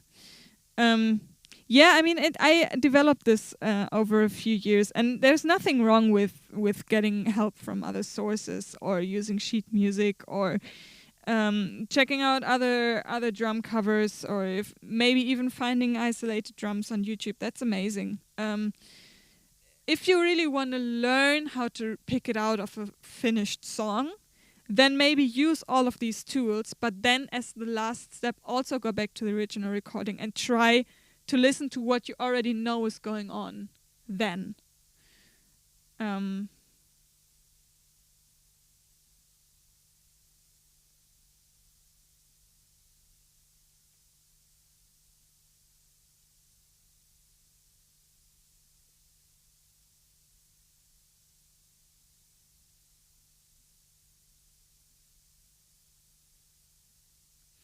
Okay, I'm gonna skip a bit to the newer questions, because there are some questions that were referring to the song that I was playing, but now it's kind of I lost the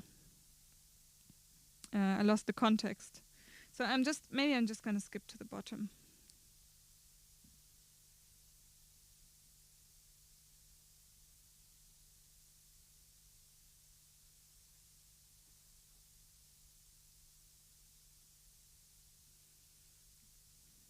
hablo. I'm sorry, I don't speak Spanish. No hablo español. Do lighter sticks crack more easily? Interesting question. Maybe? I'm not even sure.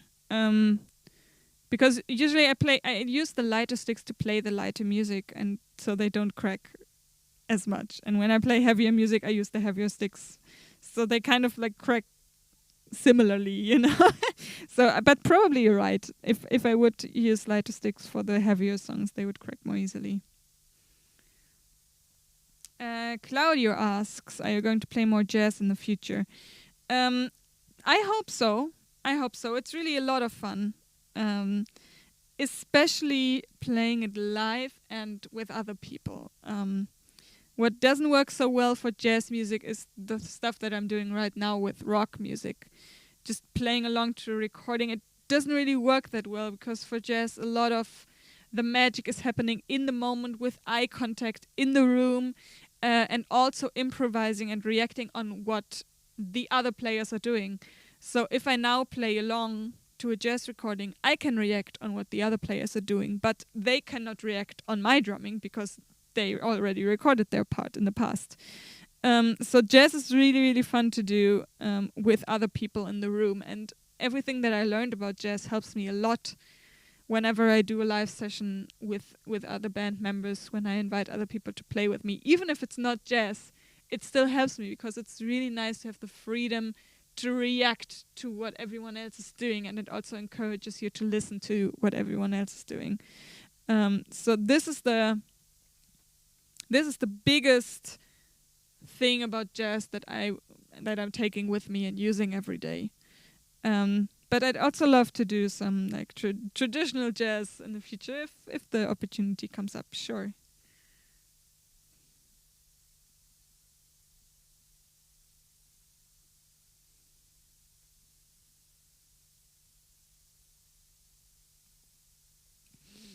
Okay, Giblet and Bell. When you see some drum sets, they are huge, like the late great Neil Peart used to use.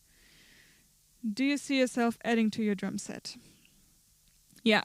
So, I am not a big fan of huge drum sets. There are a few things I don't like about them too much. First of all, I think it's a bit distracting. Still, even the drummers with the huge drum sets, most of the time, most of the stuff is just happening in these three elements only, in the hi-hat, in the snare drum, and the bass drum. It's so easy to get distracted if you have 20 drums set up around you. And it's very hard to really concentrate on the basics of the groove. You get distracted by doing too many fills, and this is not always benefiting this song. So this is kind of what I don't really love about huge drum sets. I also have to say I didn't really spend time with any big drum sets, so maybe my opinion would completely change if I had a big drum set. But right now I don't like it enough to get one, and I also don't want to. Also, if you have a lot of drums, you have to tune them all. And this is a big pain. This is really like tuning drums is really not super easy. Like even now, having these 3 drums, I have some issues with the snare wires. There are wires underneath this drum to make it sound like it does. So this is how the snare sounds. If I remove the wires, it sounds more like a normal drum. But these wires kind of resonate sometimes with the frequencies of these toms. And even with the 3 toms that I have set up now, this is sometimes a problem. Listen to I don't know if you can hear it, but listen to the difference of the sound of this tom. Now the snare wires are on.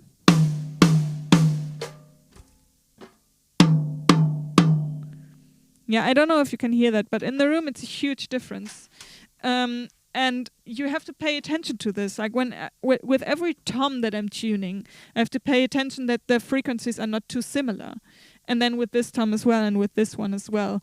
And I honestly don't know how I would do that if I had 10 toms, and I would have to kind of avoid the frequencies of the snare drum. And then you end up compromising the tuning of your snare drum. But for every 100 snare strokes, I only hit a tom once. So this should definitely have the higher priority. I should tune this how I want it, and then do a compromise with this one. And this is just stuff that I honestly, there are some drummers that love doing this. And they can spend days just trying out different drum heads and trying out different tunings. Then there's also, there's not only a head on top, there's also a head on the bottom, and you have to tune that as well. And you can really spend days, weeks, and years figuring this out, trying the different options, finding the perfect sound. And I just don't enjoy it a lot, if I'm being really honest. This is horrible. I really love if my drum set sounds good and I'm willing to do the necessary steps. But I just don't want to add 5 more toms and then having to spend that much more time on tuning my drum set. I just... yeah. I'm just not the type of drummer that enjoys doing that. So these are kind of the 2 main reasons why I don't want to actually add to my drum set right now. Maybe at some point. There are some cymbal additions that maybe would be nice, but also there, like, kind of just because I'm surrounded by all of these cameras usually. If there was a cymbal here, like right now there's no camera that would be disturbed by that, but just in general, if it would be another thing that's just in the way. So I just got used to a really small setup from the very beginning, and I like having 2 crash cymbals. I can do a lot with 2 crash cymbals. I only have 2 hands. I could never hit more than 2 crash cymbals at the same time. Why would I need more? Then there's a right cymbal here and a hi-hat, and this is usually all I need. Sometimes I add a splash cymbal here that can be nice. This is really annoying. The microphone is continuing to hurt me. So to answer your question, Giblet and Bell, no, not right now. I don't want to add anything right now, but this might change in the future.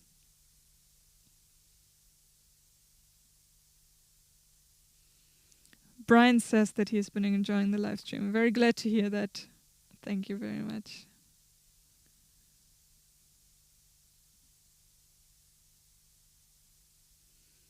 Okay, I seem to have answered Richard's question. This is very good. Okay, Ron Green, is there a drummer that you are particularly fond of? There are many. And I believe I read a statement once somewhere, and I don't know who said this, but I believe that for every successful band, the drummer that was the drummer for this band was really perfect for this band's music. Otherwise, the band wouldn't have been that huge. And I really believe that. The best example is Ringo Starr. Like, I really, if you ask me for my drum influences, I will always name him. Even though he's maybe not the most technical drummer, but his drumming is incredibly creative. He's thinking very, very musically, melodically, what I was trying to say earlier about the melodies. So his drum parts are also very easy to remember for me, because there's always, like, in all of his fills, there's kind of a melody going on. They are unique because he's left-handed on a right-handed kit. So when I usually just by default start my fills with the right hand, and this is what most people do, so this is why most fills sound kind of similar. Ringo would start with the left hand, and then in order to kind of land correctly on the one, he has to kind of skip a beat, and this makes for these...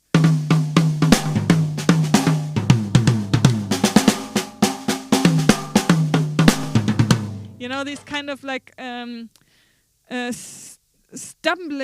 almost stumbling drum fills. Like, it's not really round, it's more like really... it's always surprising, and this is what I love about it. Then, I mean, there are millions of great drummers. I have always loved Jeff Porcaro for being so versatile. Like, maybe he's a bit like the opposite of Ringo even. He can really adjust his playing to any band, any style, whatever is needed. He's really focused on groove as well, like really getting the groove right. It's so fascinating watching tutorial videos of his, just how he's thinking about groove, and all the different options. So he's just an amazing drummer for whatever music you might want to do. And then there's drummers like Ringo, who was perfect for the Beatles. And then there's Keith Moon, who was perfect for The Who. And yeah, all of these influences are really, really amazing to have now for me, because I can dive into everything and kind of pick my favorite parts from every drummer. So yeah, this is maybe the answer to this question. I really enjoy not having one favorite drummer that I'm only listening to. I enjoy having this whole world of drummers at my disposal. Yeah.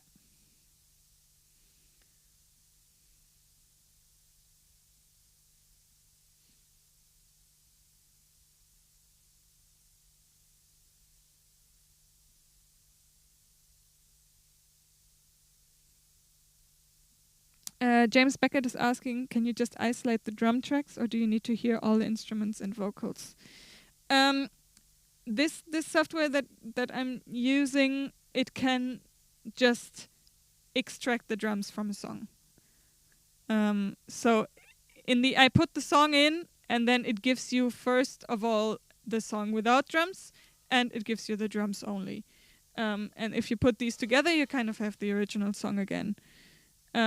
But you could also choose to just isolate the vocals, and then it would give you the song without the vocals and the vocals only. So there are many great possibilities nowadays to what you can do. Sergei is asking, Sina, hast du Fire von Hendrix auch nur nach Gehör gecovert? Did you also cover the song Fire from Jimi Hendrix by ear? I'm pretty sure I did. Ich glaube ja. Ich kann mich nicht erinnern, eine andere Coverversion gecheckt zu haben. Also ich bin mir ziemlich sicher, dass das so war, ja. Now I'm confused. I don't know which language to use. Yeah, so yes, it took me a while though. And for Fire also, for this song that I did now, Jethro Tull, the main challenge was to find out what was going on. For Fire, it was a bit clearer. Because it was, Mitch Mitchell plays very clearly usually. Like, it's very clear what he was intended to play, and then he plays that very much like on the grid. And there the challenge was more to actually learn how to play it and keep up, like learn it in the real tempo. Like, I had to do that for quite a while. And if you would ask me to play that song now, I probably couldn't. Because I would need to practice it again.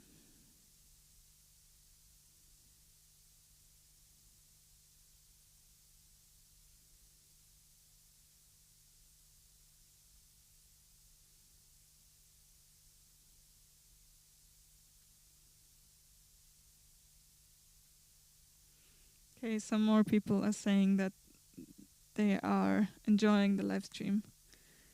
And that's very, very great to hear.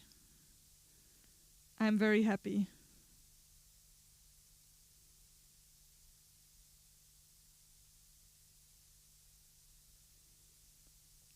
Jeffrey Egan says, I'd rather play by feel than learn theory.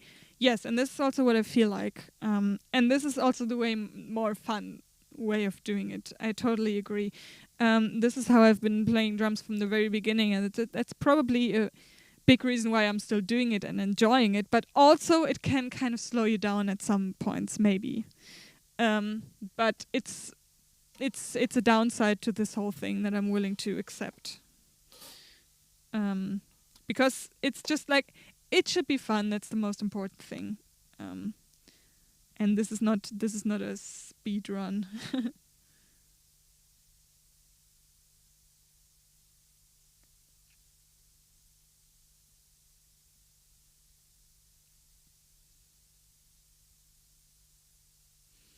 Okay, Ellen says, it sure is amazing how you can remember all this without drum notation. It's beyond me, even if you do have a highly tuned listening ear and incredible memory. Yeah, but I also have to say I'm really putting it in my short-term memory. it's really there's a space reserved in my brain for drum fills and drum grooves and form and stuff. And usually if I record it, it's gone on the next day, which is also a bit sad. But I need to. It would take me much longer to really learn a song so that I could remember it for a longer time.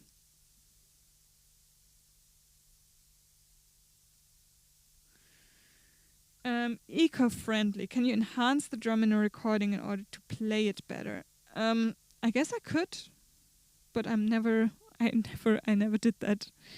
I don't even know why. I usually really like to listen to the original recording, because just how it is when I'm recording it.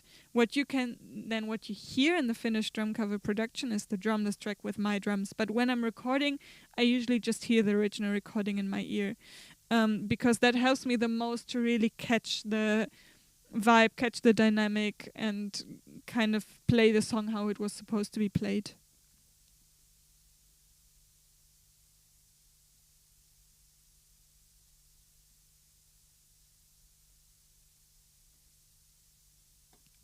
You need to have someone going through the questions, writing them down and handing them to you instead of you having to do it.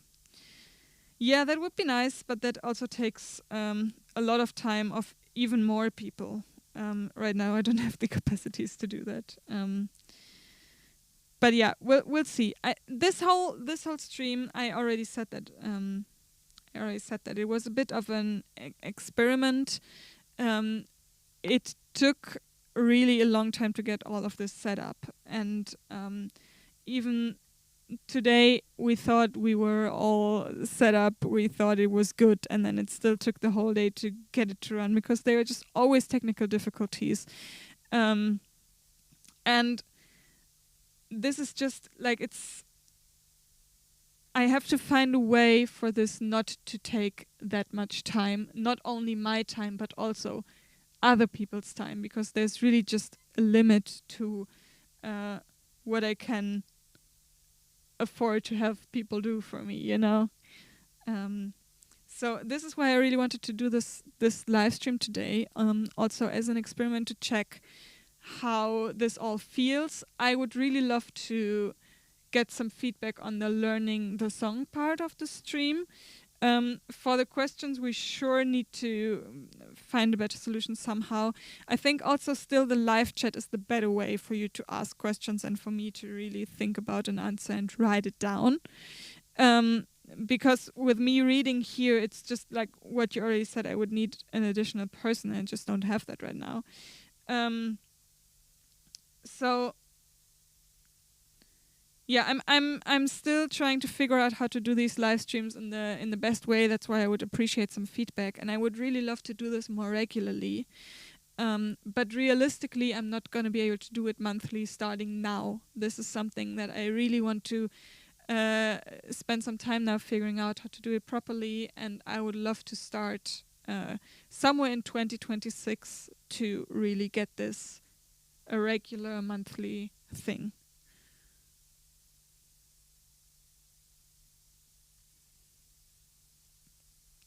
Louise asks, how would you rate Animal from the Muppet Show as a drummer?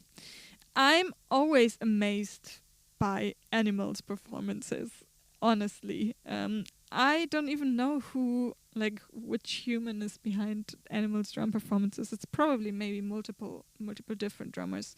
But usually his performances are really spot on, like really, really good. I rate them very highly.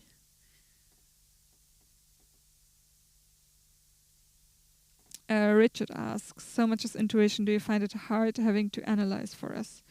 Yes, a little bit. Yes, it's a little bit hard, but it's also fun because it makes me think about all of this in a bit of a little bit different way.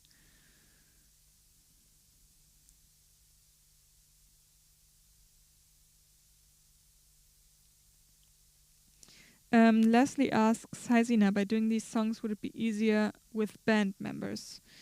That depends on what you want to do. If I do not know a song and I have band members here in the room with me who do know the song, that would really stress me out, because then I would feel like I'm wasting everyone's time while I still have to learn the song.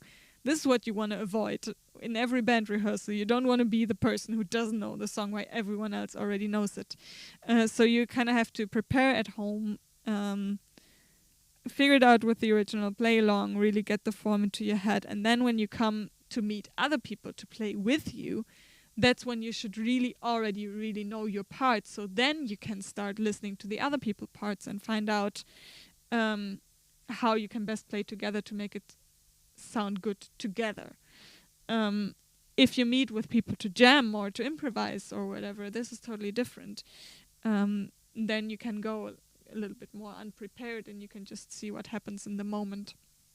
But if I want to learn a song, I want to do that on my own. And this is why it's also a little bit stressful for me to now have you guys here with me, because there's of course some pressure and I want to do it well. I want to do it quickly enough and I don't want to bore you. And yeah, the same would be the case if there were band members now in the room with me. This is, I wouldn't want to have them wait here for me. Learning the song.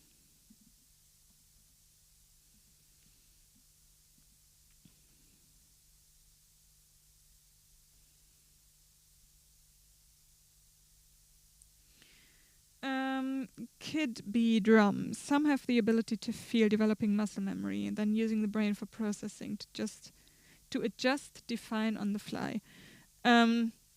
Yeah, I guess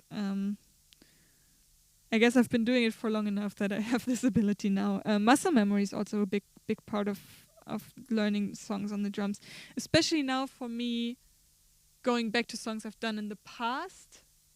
This is when muscle memory often kicks in rather than my brain memorizing what was going on.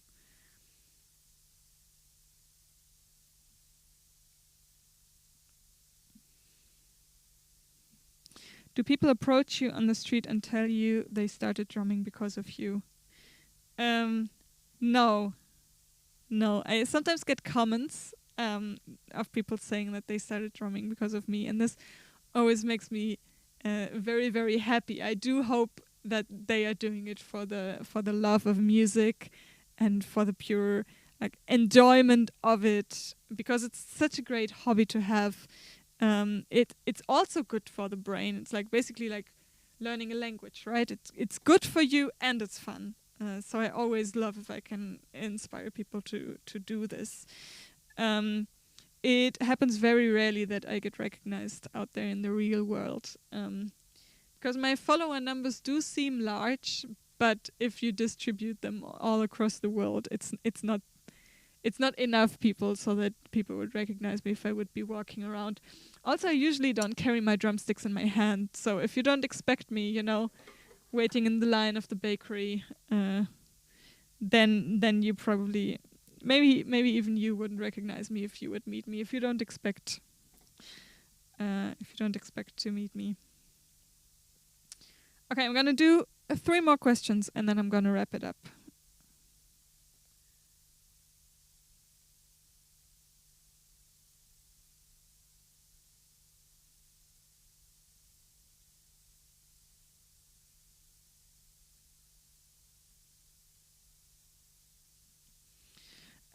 Erik. Oh, I'm going to try to do this name. Erik de Redelijkheid. I assume that you're Dutch, and I hopefully did that kind of correctly. He said, will these covers come up in a future video? I don't know yet. I'm not planning to right now. My idea is to use the drum cover wish list that my patrons have started contributing to. to find drums to tackle in these live streams, because there were just too many songs on this wish list to ever do in drum covers. It's more than 500 songs, and I now, after 10 years of doing YouTube, actually 11, I have done a bit more than 500 songs. So I would need another 10 years to to do all of these songs on the wish list.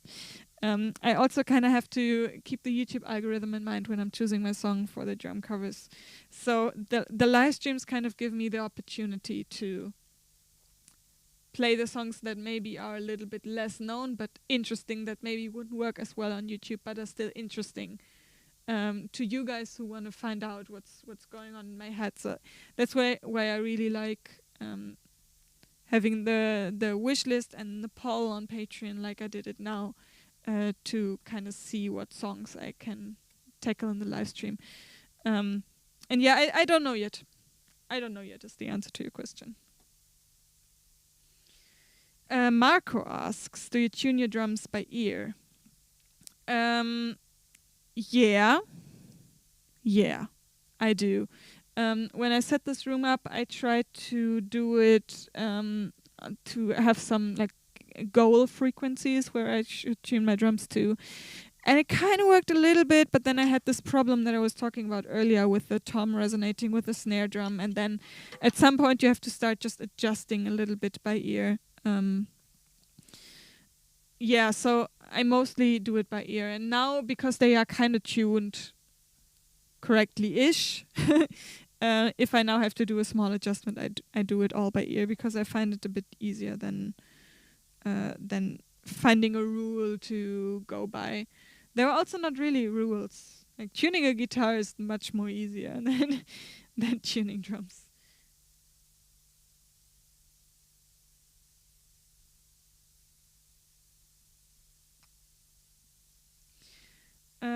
Richmond Park 843. As you're in London, have you ever thought of performing at the Half Moon in Putney?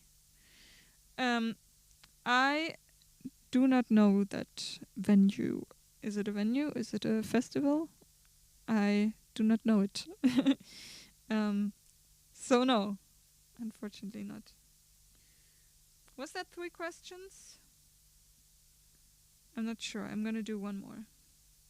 Let me go back to the bottom.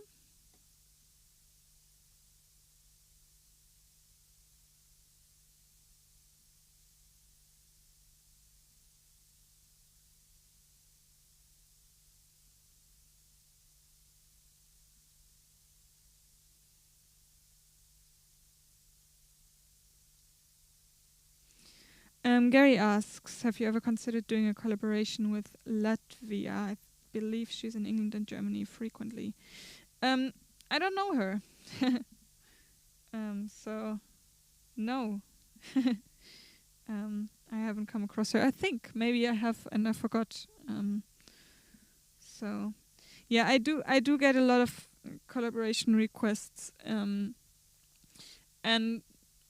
it's lovely to do collaborations, and I really like, if people reach out to me and then let's do something together. I also really like meeting up in person, so if she's in England, great. It's always a bit hard if, maybe she doesn't know that I exist and I don't know that she exists, so it's sometimes a little bit forced to try to make something work, and especially considering that I get like so many messages all the time with suggestions and people that I should play with. It's very hard to handle, so I kind of now tend to follow up on the people that actually reach out to me themselves and want to work with me instead of trying to, force something. But I'm always up for collaborations and whatever might come up. So yeah. Cool. I think this is all that I can do for today. I really enjoyed this. I'm slowly getting used to talking to the camera and just monologuing about. I think it just takes some time to really get used to it. Stop with all the rambling. I'm kind of subconsciously trying to fill the silence all the time. but it also just takes me some time to read through the chat sometimes. I really like having my drum set here with me and just playing something, because this is like my main skill. I don't consider myself a great talker. So I really like this fusion of speaking and drumming and being able to show you guys what I'm doing. But please give me some feedback in the comment section on Patreon, and also on the YouTube channel member post that led you here. Because I'm gonna check these comments. If you have any suggestions that I could maybe implement in the future, feel free to share them. And yeah, again, thank you very, very much for deciding to spend 2.5 hours. Crazy. 2.5 hours with me today. This is ridiculous. I really appreciate it. And yeah, I'm hoping to do these more often, but it's gonna take a while. And now I'm gonna figure everything out. I'm gonna hopefully make it smoother and nicer for the future. And yeah, I'll definitely keep you posted and let you know.